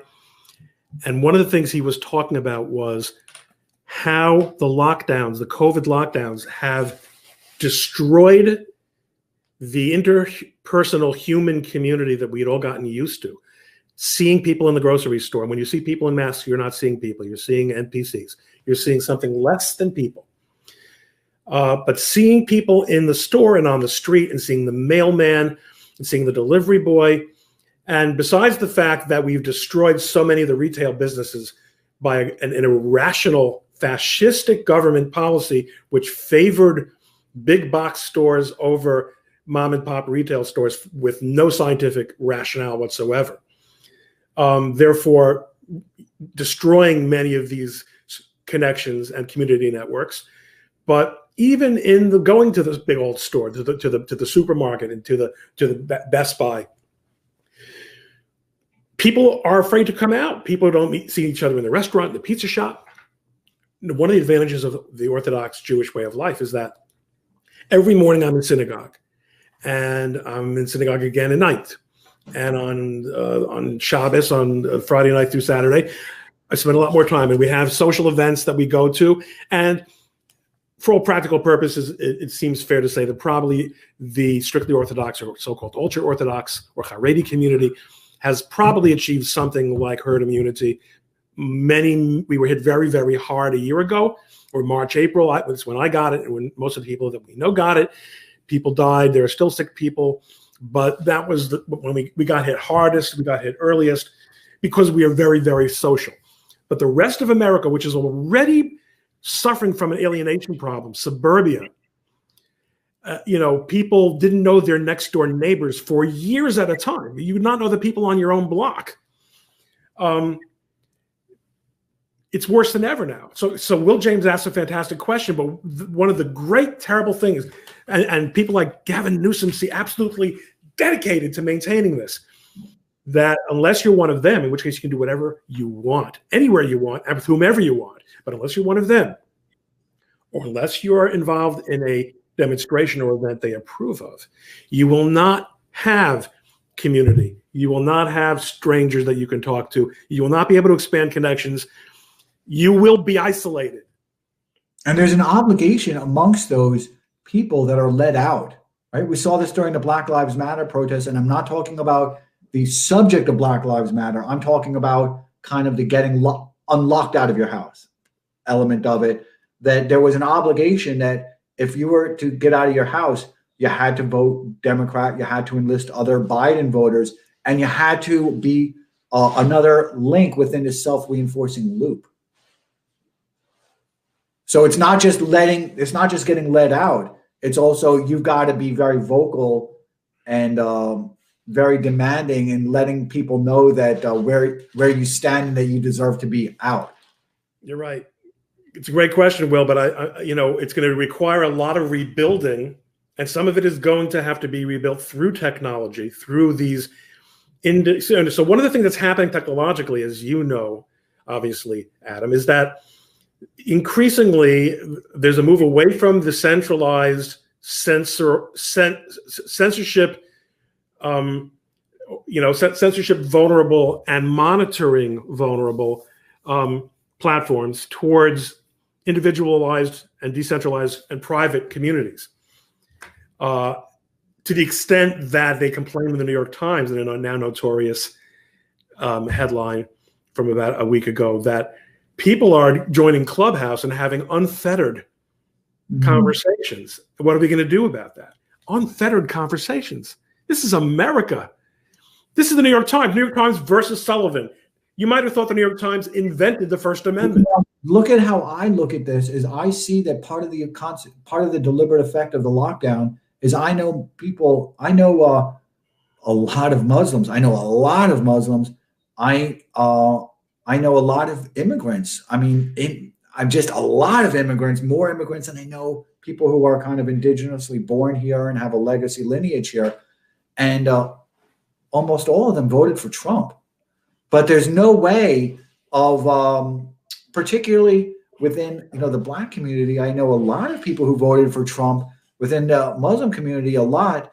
And in fact, it was discussed today that a friend went into the library on that very day when they were doing a Muslim, when they were doing a transgender reading, a library reading. And, this is not a criticism of being a transgender, of course, right? Let people live, but just the intrusiveness of it, and particularly within a library setting. But if people aren't allowed to convene, then they're also not allowed to kind of compare notes on who they voted for. And that allows for a lot of election, let's not even call it irregularity so that we can avoid, being offensive to the Twitter algos, but a failure of investigation. Right. So Semple Pro 34, thank you again for being here. It's always so wonderful seeing you. Says Georgia State Senate subcommittee voted today to end at-will absentee, meaning those kind of, I guess, the drop-in ballots and everything. But it doesn't make a difference because, again, what I say is that you're now on an assembly line, and that news today arrived at your station. You're stamping it by telling me it's made an impression in you, and now it's leaving you, right? But the reality is the architecture and all the laws, all the behavioral architecture, all the legalistic legislative architecture has already been built. So now just reinstating it behaviorally and legislatively has already been conditioned, and there's already a high tolerance for it. So it is what it is. It's never going away, never, ever going away. It is now the American system of voting, and you're just going to you're going to see lapses of it, and you're going to see kind of an emotional kind of reprieve from it, but it's going to all come back raging. It just is what it is. Ron, what do you I think it's hard.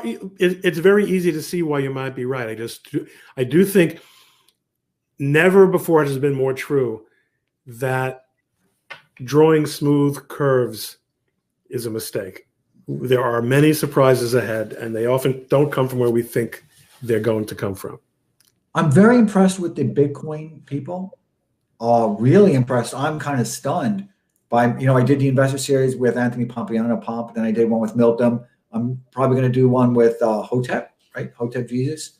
And, with some other people, because they really changed the world.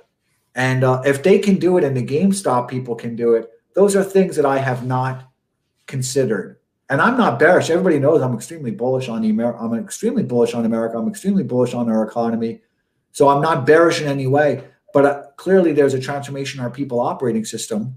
And I do think that it can be restored somewhat by kind of what we saw in the success of the Bitcoin kids, by also having that same type of mass movement towards restoration of a constitutional framework. Well, I think we agree. I think that's the future is in these sub-Rosa networks, among groups that have not yet been infiltrated, and the infiltration efforts are absolutely ongoing, no question about that, both at the private level in terms of these journalism, and organizations that are essentially arms of the state, as well as I'm sure the Democratic Party in the form of the FBI,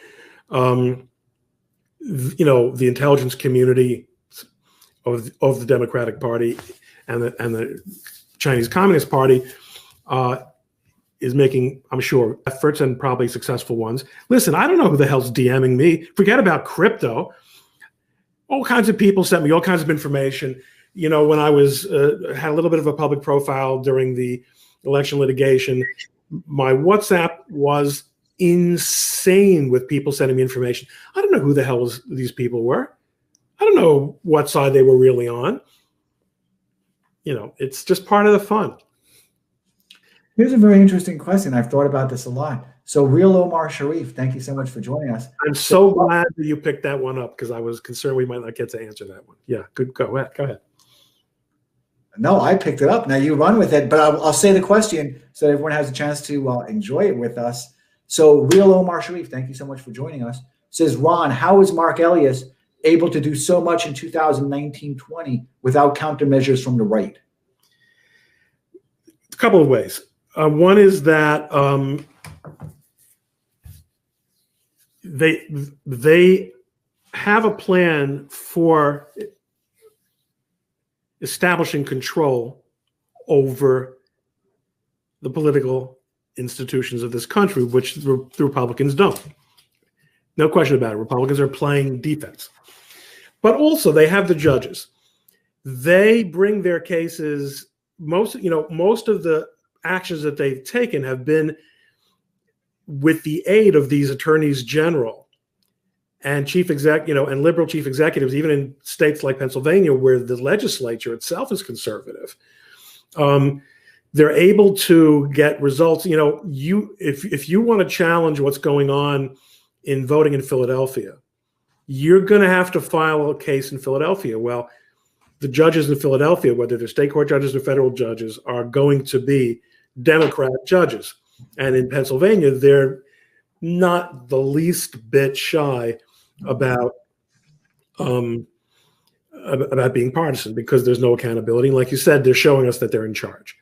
Elias isn't any better than Harmeet and me and Kurt Schlichter and the other people that are conservative lawyers, and he has the institutional support not only of the judiciary and important political organs, both locally and nationally, but also all these corporate law firms. And the Perkins Coie, right, is a money laundering operation for the Democratic National Committee and the Chinese Communist Party. And no one's going to, if Bill Barr wasn't going to crack that open, no one's going to crack that open, clearly.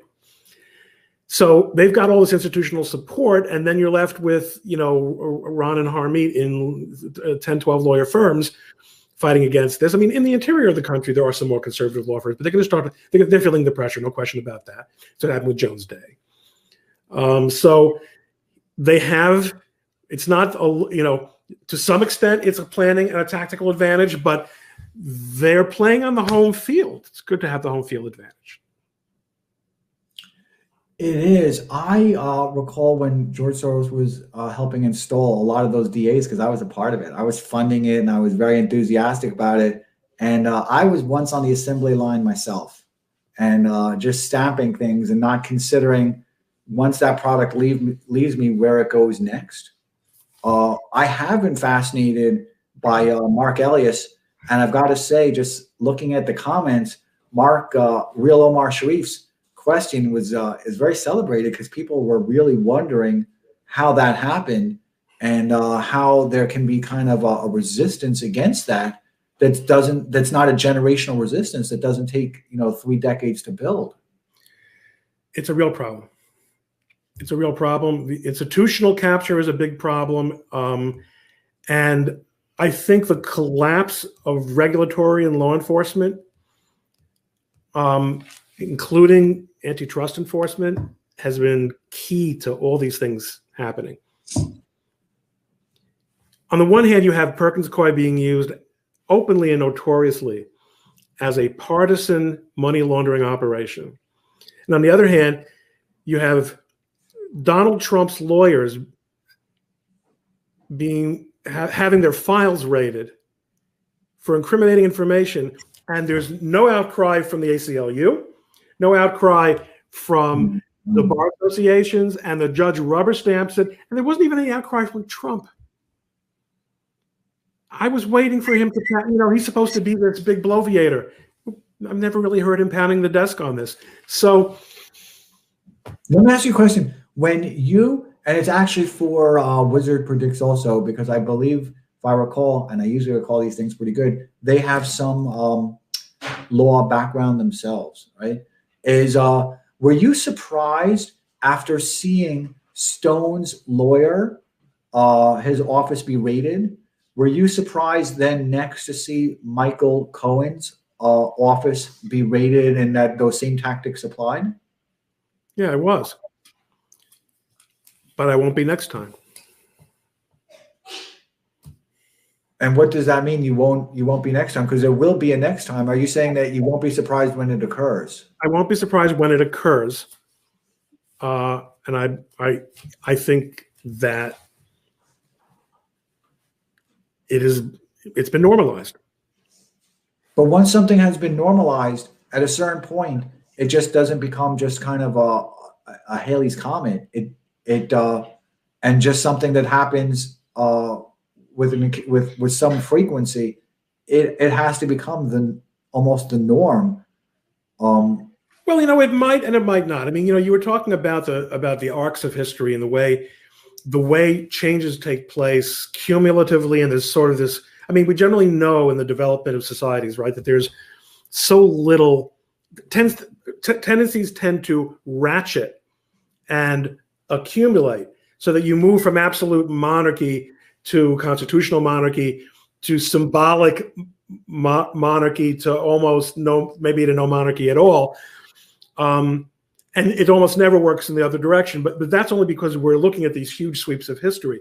But if you look at the history of the French Revolution, right, from 1770s even through the 1830s, how many times the pendulum swung back and forth, and were actual decisions that were made by states and men in the moment, either military or political or cultural decisions were made, may have made a difference in the next turn of the pendulum.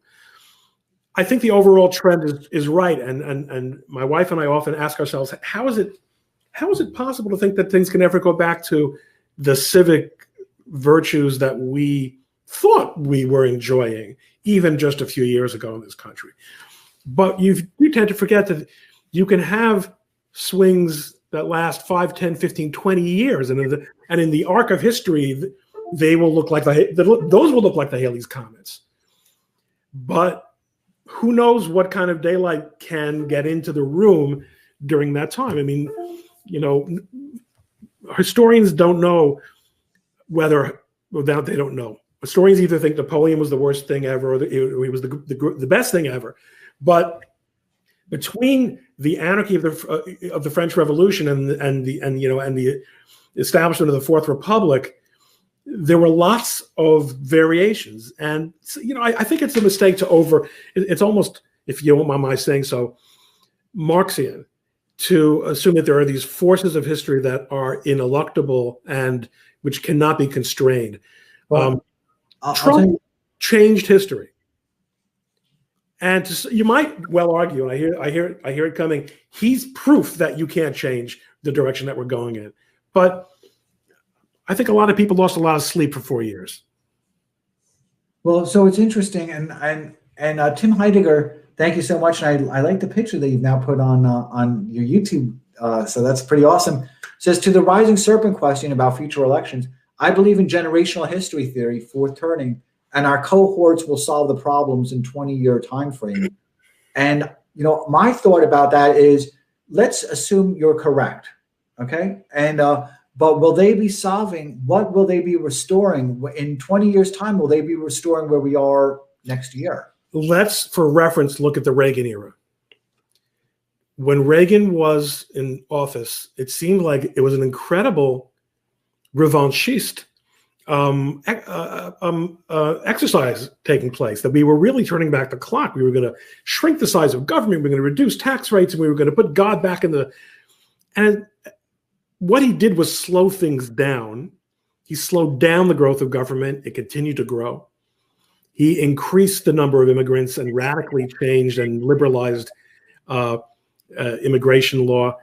He slowed things down. So when you're living in it, it feels as if you're making progress. It's very, very hard. The conservative enterprise is hard because once you admit of democracy as a legitimate part of your political system, which we do, you are building a dike against water. And of course, even if you don't, you're building a dike against water, right? No matter what the government system is, a minority is always ruling a majority. And the majority wants more of what the minority has, inevitably. There are fewer and fewer constitutional and institutional and cultural walls or obstacles to the water pressure that's building for the majority to take what it wants and just take it. One of them is, though, ironically, going back to the very beginning of our conversation, the elite that is in control of the wealth and intends to maintain control of the wealth, it is to their great benefit to maintain the existing forms of elite progress, throwing bones to the likes of BLM and radical chic organizations and the shakedown artists and the Antifa. That's fine. They're not really having a true effect on wealth distribution, although they're having a massive effect on governance. You look what's happening in the failed cities, especially in Seattle and the like. But I'm running out of voice. No, we're gonna go on because there's a lot of questions here, and now we're gonna start ripping through them. So this is a very important one, and I was actually two things in response to your last point. I was actually watching Will Chamberlain's Periscope today, where he had, I think, one of his new staffers from Human Events, who was discussing kind of how Poland and some other countries are trying to withstand pressure from the left and retain some Aristotelian and some Western cultural and some Christian. Yeah, of course, and some Christian. And I've always thought that the prosecution, particularly recently against Russia, was to further destroy that. Great point. Yeah. Central and Eastern Europe are the last repositories of what we would identify as Western civilization in the world. the so-called West, Europe and the United States, are not. Whatever it is we have here, it's some kind of Americanized, postmodern, So I mean, we're going to go on just a tiny bit, right? Because I said there was two parts to it, right? I said the next. So Reed Troutman, thank you so much for joining us, and I really like that picture that you've chosen. Is there and let's keep the question, our responses to a kind of conceptual framework type of thing, where we're taking a look at the bloody knife and not the unfortunate bloody person. So Reed Troutman asks, is there still a way to uncover the fraud, bloody knife, through court action? yes. Oh, no, you can answer that. No, I mean, go with that. Well, there is, because there's so much evidence. The knife is bloody, and it has DNA on it, it has fingerprints on it. And so much that was destroyed in violation of the law, that if there is anything like a legitimate legal process, and you say, is there still a way? Did I say, would it happen? Yes. Is there still a way? There are many judges, both liberal and conservative, both appointed by Republicans and Democrats, who believe in doing things right in their courtroom. I know it's hard to believe after some of the things we've seen, but who will do their jobs. And given the evidentiary record that exists, it's going to require the Supreme Court to do something right. But, sometimes they do. But I don't know if they're going to be able to do their jobs. And I go back to the question that Wizard predicts, or to what they posited, which is about how the environment within law, professional environment, and kind of academic environment is changing. There's a judicial culture that has gotten extremely woke also. There's no question about it. The judges look over their shoulders at each other, and that's a problem. But I do think, and I'm reluctant to weigh in on Chief Justice Roberts. I don't think that's his issue. I think his issue is something else. I think he has failed magnificently in the last year, but I don't think it's because he wants to be respected. I don't think it's that at all.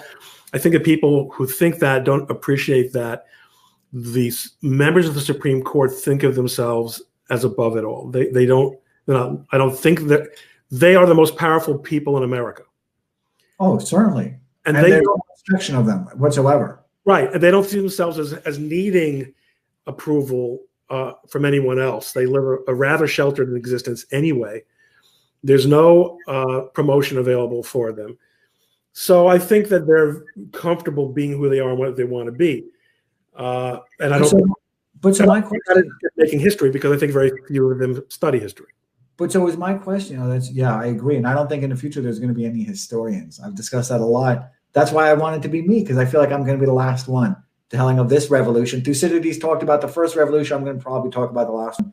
But so going back to what Wizard Predicts was saying, there's a real, and I've observed this, there's a real demoralizing effect. I mean, just what we saw with the National Guard in Washington, D.C., we're also seeing now within the legal community, by not being allowed to have representation of Trump or Kyle Rittenhouse, is the exact same type of demoralization we saw from the National Guard. When I looked at that and I saw those people sleeping there, I did not think of them protecting. I thought that they were being humiliated. Well, think of the police over the summer retreating from sticks and stones and rocks. And I kept thinking, well, the unions are gonna say that enough's enough. We're not going to continue, and they didn't. So because now I got a little tongue twisted, right? So Semple Plevro 34 again. Thank you. I got to get used to saying that now, right? I should write it down. So Matt made it sound, and this is Matt, I think Brainard, who was just interviewed by our good friend Jack Murphy, and I'm a big fan of Jack, and hopefully he's doing a lot more with Lim and Lauder. We were discussing that today, actually. So Matt Brainard made it sound like his data testimony was blocked by Trump's law team. I don't know. I wasn't there. And Dr. Zexi, thank you so much for joining us. And I see that you're now, I don't think you were using that picture yesterday on YouTube. So thank you. That's awesome that you've chosen that picture. And Dr. Sexy says, as Loomer showed from the Women's March, white supremacy is a code word for Jewish people too. How dangerous is this blind spot from the left? It's an existential danger. It's not right-wing anti-Semitism, but left-wing anti-Semitism, because it is shared by assimilated Jews who are in positions of great power in this country, and especially in the Democratic Party. They're embarrassed by Israel, and they're embarrassed by Orthodox Jews, and they're a big problem. It's a big problem, but what is the is there going to be a coordinated response, or what type of resources and capacity does the Jewish communities have to respond? Because I do think that a lot of this, I see a lot of anti-Semitism coming from the left. Well, most of it is rather abstract. It doesn't really have much of an effect on our lives. It had an effect on our lives in New York, because the governor and the mayor of the city of New York made it official policy, and they were not called out on it by the likes of the so-called Anti-Defamation League, which is a fraud in its national office, or by the ACLU, or by any of the Jewish organizations. They focus on Donald Trump. The answer is that we do what we have to do and what we can do, but ultimately, our trust comes from God. Our trust is in God. God is the only guarantee that we have of our continued survival. And if at any time he decides that it's not going to work out for us in a certain place, God forbid, then no one can stop it from going that way. We're going to go on. Thank you. And that was awesome, Ron. And then one of the next books I'm reading, actually, I meant to read it before, but was Jews in Ancient Rome, and it covers the period from Tiberius onward. I'll lend it to you when I'm done with it. It's an out of print book that unfortunately my mentor who left his body, I took from him. So Fight Back New York City. Interesting question. I think I posed it to Alexander once as well. Says, why did Sidney Powell, and I want to be generous in the language. This is not the language I would use. But Fight Back New York City, Fight Back NYC said, why did Sidney Powell commit career suicide?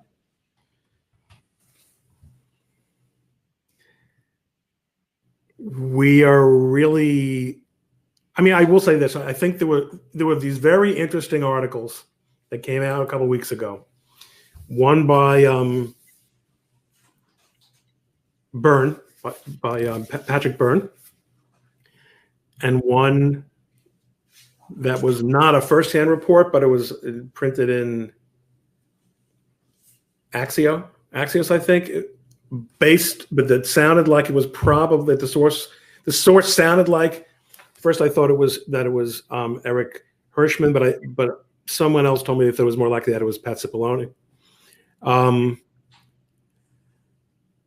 They were consistent. These two stories were entirely consistent.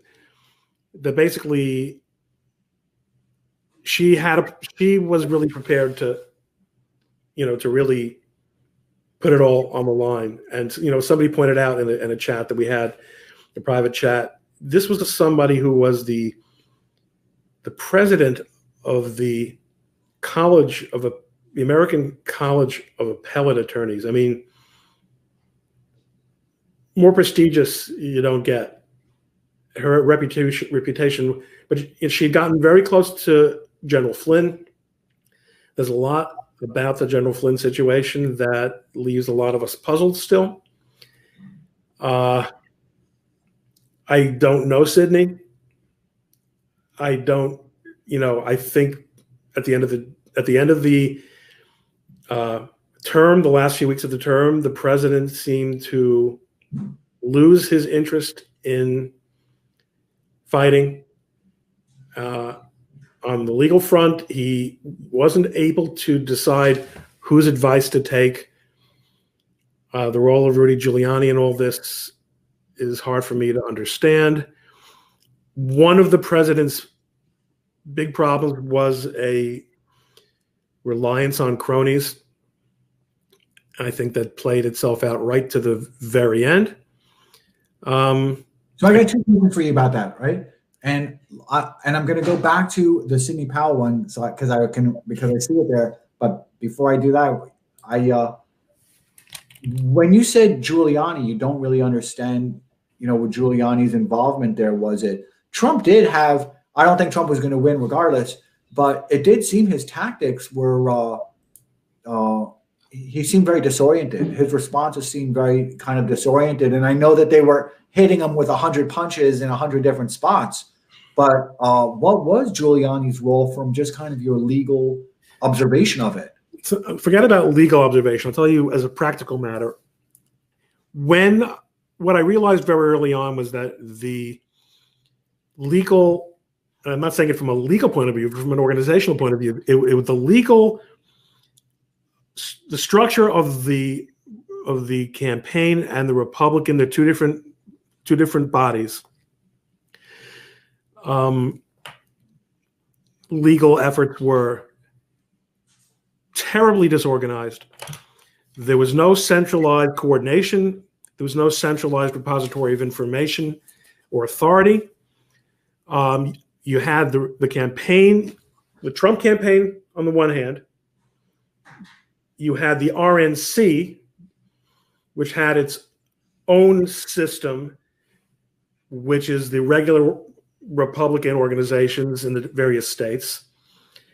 And then you had Rudy kind of operating out of the White House, independent of the campaign, as a sort of personal attorney. And at different times, I was representing the campaign, or I was representing the Republican National Committee, and probably at one point even representing the president himself. It was not the model of good execution. And despite everything I said and all the excuses I made about the home team advantage and the institutional advantage and all these things, anyone could have told you that this was going to be necessary. Anyone. Yeah, Will Chamberlain made the same point. Will Chamberlain said from the very beginning, from the second he found that videotape, remember he did that video of like some election shenanigans in Philadelphia? As soon as he did that video, I think he said hours later that he was already disappointed that there wasn't kind of real prosecution of that video. And he was saying day by day, he was saying this case is outside of litigation now. It's just a cluster, and they're holding on to straws. That's right. There was no strategy. It was all tactics. Okay, so we're going to go back on to, so why did Sidney Powell now kind of sequentially, why did Sidney Powell, just from your observation of it and the fact that there was no central repository, she committed career suicide? She sincerely believed that she could save the day. She saw a path to doing so. She may have drunk a little bit too deeply of certain Kool-Aid. Well, I don't know if it was Kool-Aid, but a Quaalude. I wouldn't say that. But she was also in a situation of extraordinary pressure, being treated with a great deal of disrespect from the career White House counsel people who frankly seemed to very much be representing institutions that were.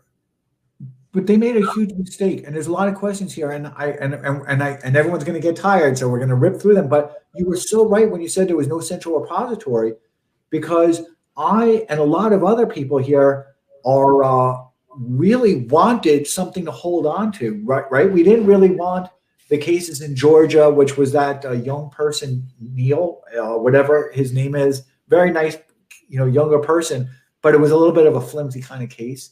We didn't really want the Sidney Powell stuff because we recognized the complications of the Dominion type of intrigues, right? There's too much intrigue there. We're not going to be able to get to the bottom of all that software algorithmic intrigue and everything else.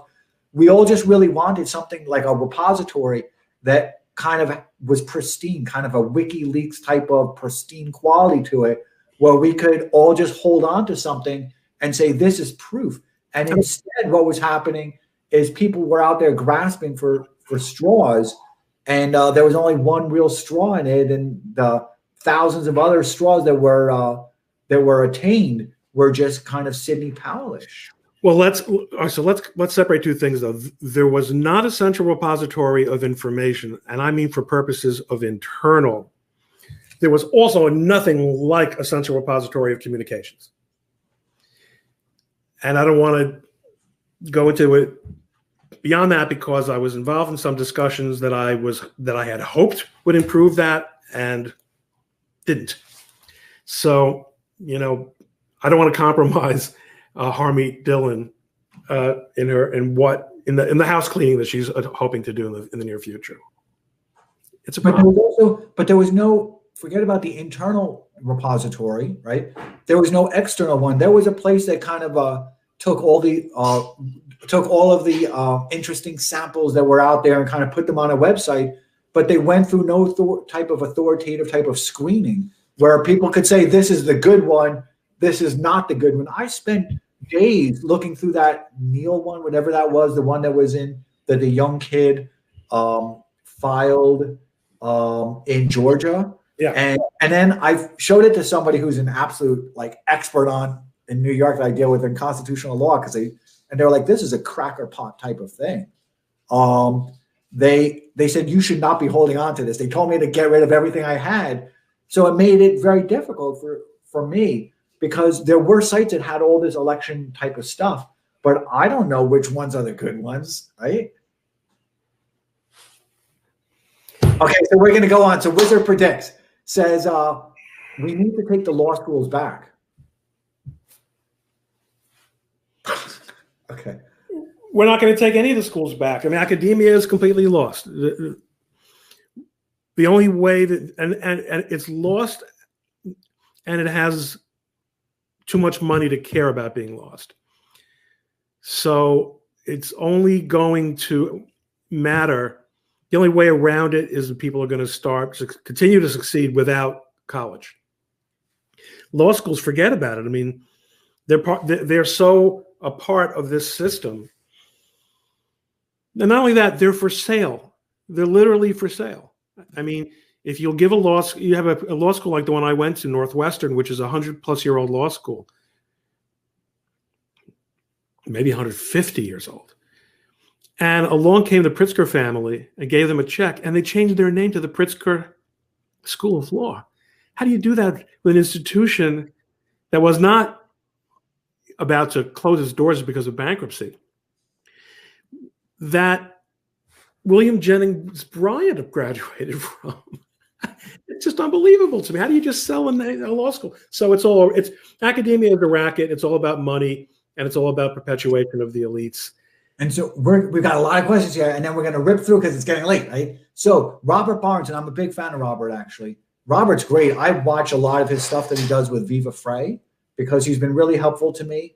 I thought he was wrong with his predictions on the outcomes of the election, but I also understood that he looked at it much more from a gambler on what should be bet upon and odds. So when I looked at it as he was representing the gambler's interest, he was spot on. He was like, buy it this, sell it that. But I thought that in the end, Trump never had a chance. But he was picking them right in terms of what to buy and when to sell it, right? So Ben John 34, you changed your very funny. He changed his name, so thank you very much. Says because that was you recognize the picture, right? So it says Robert Barnes says Sidney Powell was out of her element with election litigation. Well, yes, it's true. But on the other hand, the election litigation cadre had run for the hills.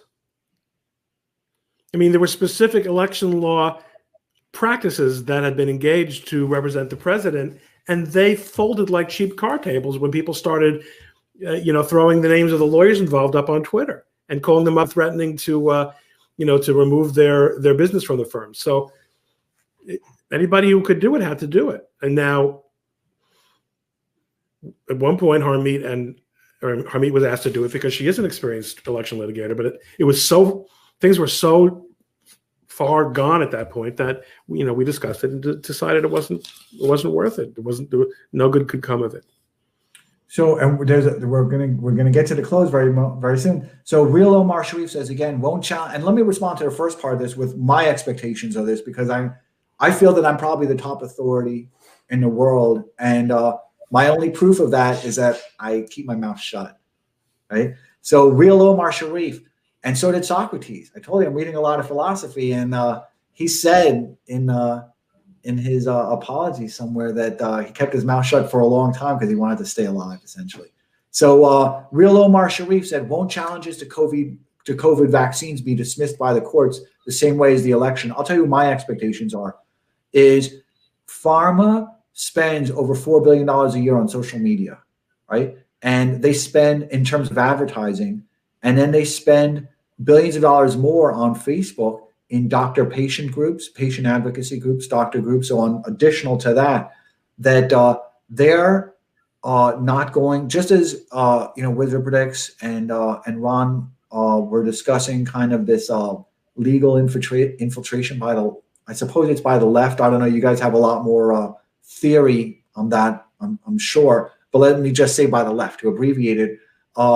I think that pharma has infiltrated everything. I mean, they just gave Fauci $1 million. He's a public servant. And like Ron was saying, and Lee Smith was saying, and Conservative Treehouse was saying, they want us to know. I mean, if that $1 million was like a slap in the face, so that really gives me some type of a leading indicator of what happens next from the courts. I don't know, when we say challenges to COVID vaccines, that's not a legal issue. What you mean, presumably, is challenges to laws requiring COVID vaccines. I'm not aware of any such law. So how could I answer a question about a statute that hasn't even been enacted? I don't know. I know it's kind of old school and linear of me to answer that way, but I don't know what the law is. And Lex Usi, and then I think it might be our last. I see one other, so we're probably going to go with that because it's about Robert Barnes, who I'm in admiration of, because he's been really helpful. I'm very selective about what information I let into my brain, because once it's in your mind, it's very difficult to extract it, right? So I'm very cautious, and he did some very good stuff. Him and Will were actually some of the few people that said, look, this thing isn't going to end the way you want it to. The litigation is horrible. It's a cluster. Just, you know, we tried, guys. So Lex Usi says, Dennis Wingo said schools are failing to educate. We did an investor series number 11, and we were discussing Space Force and how I want our youth to be more participating in it, and particularly our disadvantaged youth, how we can give them kind of a career and a life path, and how we're not producing, manufacturing the type of talent we need. And he, you know, we're discussing Space Force and the sciences and STEM, and he said that our school system is a miserable failure. It's a miserable failure. I mean, no one could really seriously dispute that. I'm going to continue going on it because then I'm looking for the close here, right? So just give me a moment. So Chump 240. Just chump in a bunch of numbers. You don't have to say all the numbers. Come on, there's only one chump here. There's two, because I include myself within that. So I'm chump one and you're chump two then. So why are we funding the Wuhan lab through 2024? I'm not going to be responsive to that with any precision. I'll give you directional response. There's nothing wrong with us funding them because they do have very vicious wet markets out there. They're, you know, bats, wet markets. If a Westerner has never seen them, I've seen them before. I don't know, Ron, if you've ever seen them. But they're a real problem. And zoonotic transmission of these diseases and viruses is a real huge problem throughout the world. And China does have a lot of bats, and there's a lot of mutations of these viruses. So there does need to be a lot of investigation.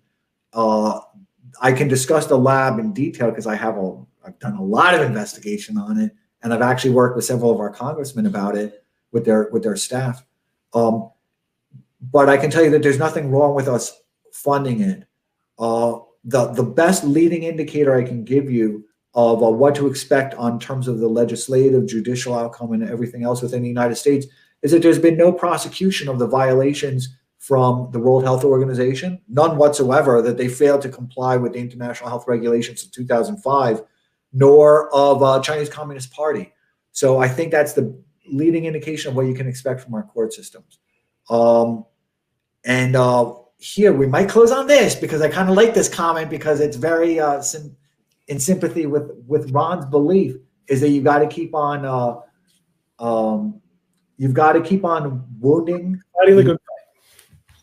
You've got to keep on your attempts to slay the giant can also be in paper cuts, and enough paper cuts can inflict the damage needed. It's possible. Meanwhile, it's what I got. It's what I got. Yeah, you're great, and we discussed it a long time ago, and I definitely appreciate it. So I think we're going to close out. I think I'm going to keep that comment on that because I like that that's a way to close. And just so everyone knows, I'm very optimistic. People should not confuse, these things that I say, the transformation of our people operating system and how, the distribution of wealth. It's why I tell everyone they've got to invest. I'm very adamant about it. Markets are going to double and triple from here. Ron, when we were on our private call, I told you the same thing, right? You've got to invest. It's the only way. If we know what the future looks like, and I think all of us have a good sense of it, we have a moral obligation not to suffer it, right? And I'm very, very bullish, but your kids have to get a good education. And if that doesn't always necessarily mean a book education, it just means in terms of literacy and the ability to communicate and express themselves. Because we're living in such a fragmented world, these kids today don't know how to communicate within each other and the agreement on words. And also analytical ability. They have to be able to, the kind of things the arguments you see people make, they can't be, we know they're Trump supporters because they're wearing Trump hats. People say that with a straight face in public. We know they're Trump supporters because they have Trump hats on. I mean, analytical, just comment, math teaches you these things. Geometry teaches you these things. You don't have to master integral calculus, or much less, chemistry or physics. But you need to know that 1 and 1 can only equal 2, and 2 can only equal 4. There's nothing white or European or cis normative about that. That's just the fact, Jack. Oh, I like the picture that they chose. So Clint, Saniq Lee. And I speak several languages fairly fluently, but I pronounce all of them horribly. So it has an image of Tommy, so that's pretty cool. So thank you very much. And I think we're going to close up. It's been a long haul here, man. I think I got overtime for this. You don't. These are not billable hours. These are not billable hours for you. So we're going to close up, and I really want to thank everybody. I thought this was a lot of fun. I was expecting like an hour and a half, and there were just such good questions and such good comments, and I wanted it to drift. I knew where I wanted it to begin with, but I knew I wanted it to drift. Ron, you're awesome. I don't know about awesome, but I try my best to keep up my end of a conversation. You do, and you're awesome, and we're friends on and offline, and now you're transferring a lot of your life to YouTube, which I think is smart. No, my life is actually very much in the here and now. As you know, I go completely off the grid Friday night through Saturday night as a Sabbath observer. That's real life. But in terms of my social media presence and my ability to market my services and my manifold talents, yes, I'm going more toward video because Twitter is killing itself, and plus also the camera loves me. It does. I will say I'm also doing a little bit of kind of a crossing the chasm over to YouTube, and I'm doing it very reluctantly because I love the intimacy of Periscope. I truly do. I love the intimacy. I love the engagement. I love the way it kind of feels. I love the way it's on a feed. However, I will say that Twitter is changing. There's just the fun of Twitter is definitely changing, and the people's ability to kind of freely exchange information. There's so much kind of self censorship that's going on right now, and I can see it. That people are afraid to share even good articles. Somebody here asked about, did I see the article about Q? And Ron, did you see it? about Q from a game designer's perspective. Did everybody here see that article? Vaguely, I didn't read it, but I saw some reference to it. Yeah. And you saw that comment, right? And I apologize I didn't put the comment up there. That was a brilliant article. And when it was about the design of Q, kind of the game player as a game of Q. And do you know that just by sharing that, I was very aware of risking being hit by the algorithms of Twitter, and I was very conscious of it? I'm very bad at that.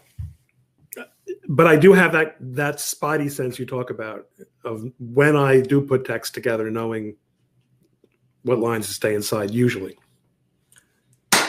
Everybody, thank you so much. We went 2 hours and 20 minutes. I think you hit the record, Ron. You might have done.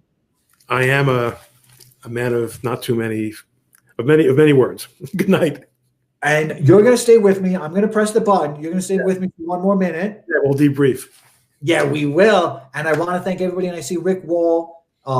Rick Wall is here, and they say Q as a game design is brilliant. Give it a read. It's a brilliant article. I agree. It was very informative to me. So people want to Google that. Nancy has joined here. She hasn't made my chocolate ice cream yet, probably though.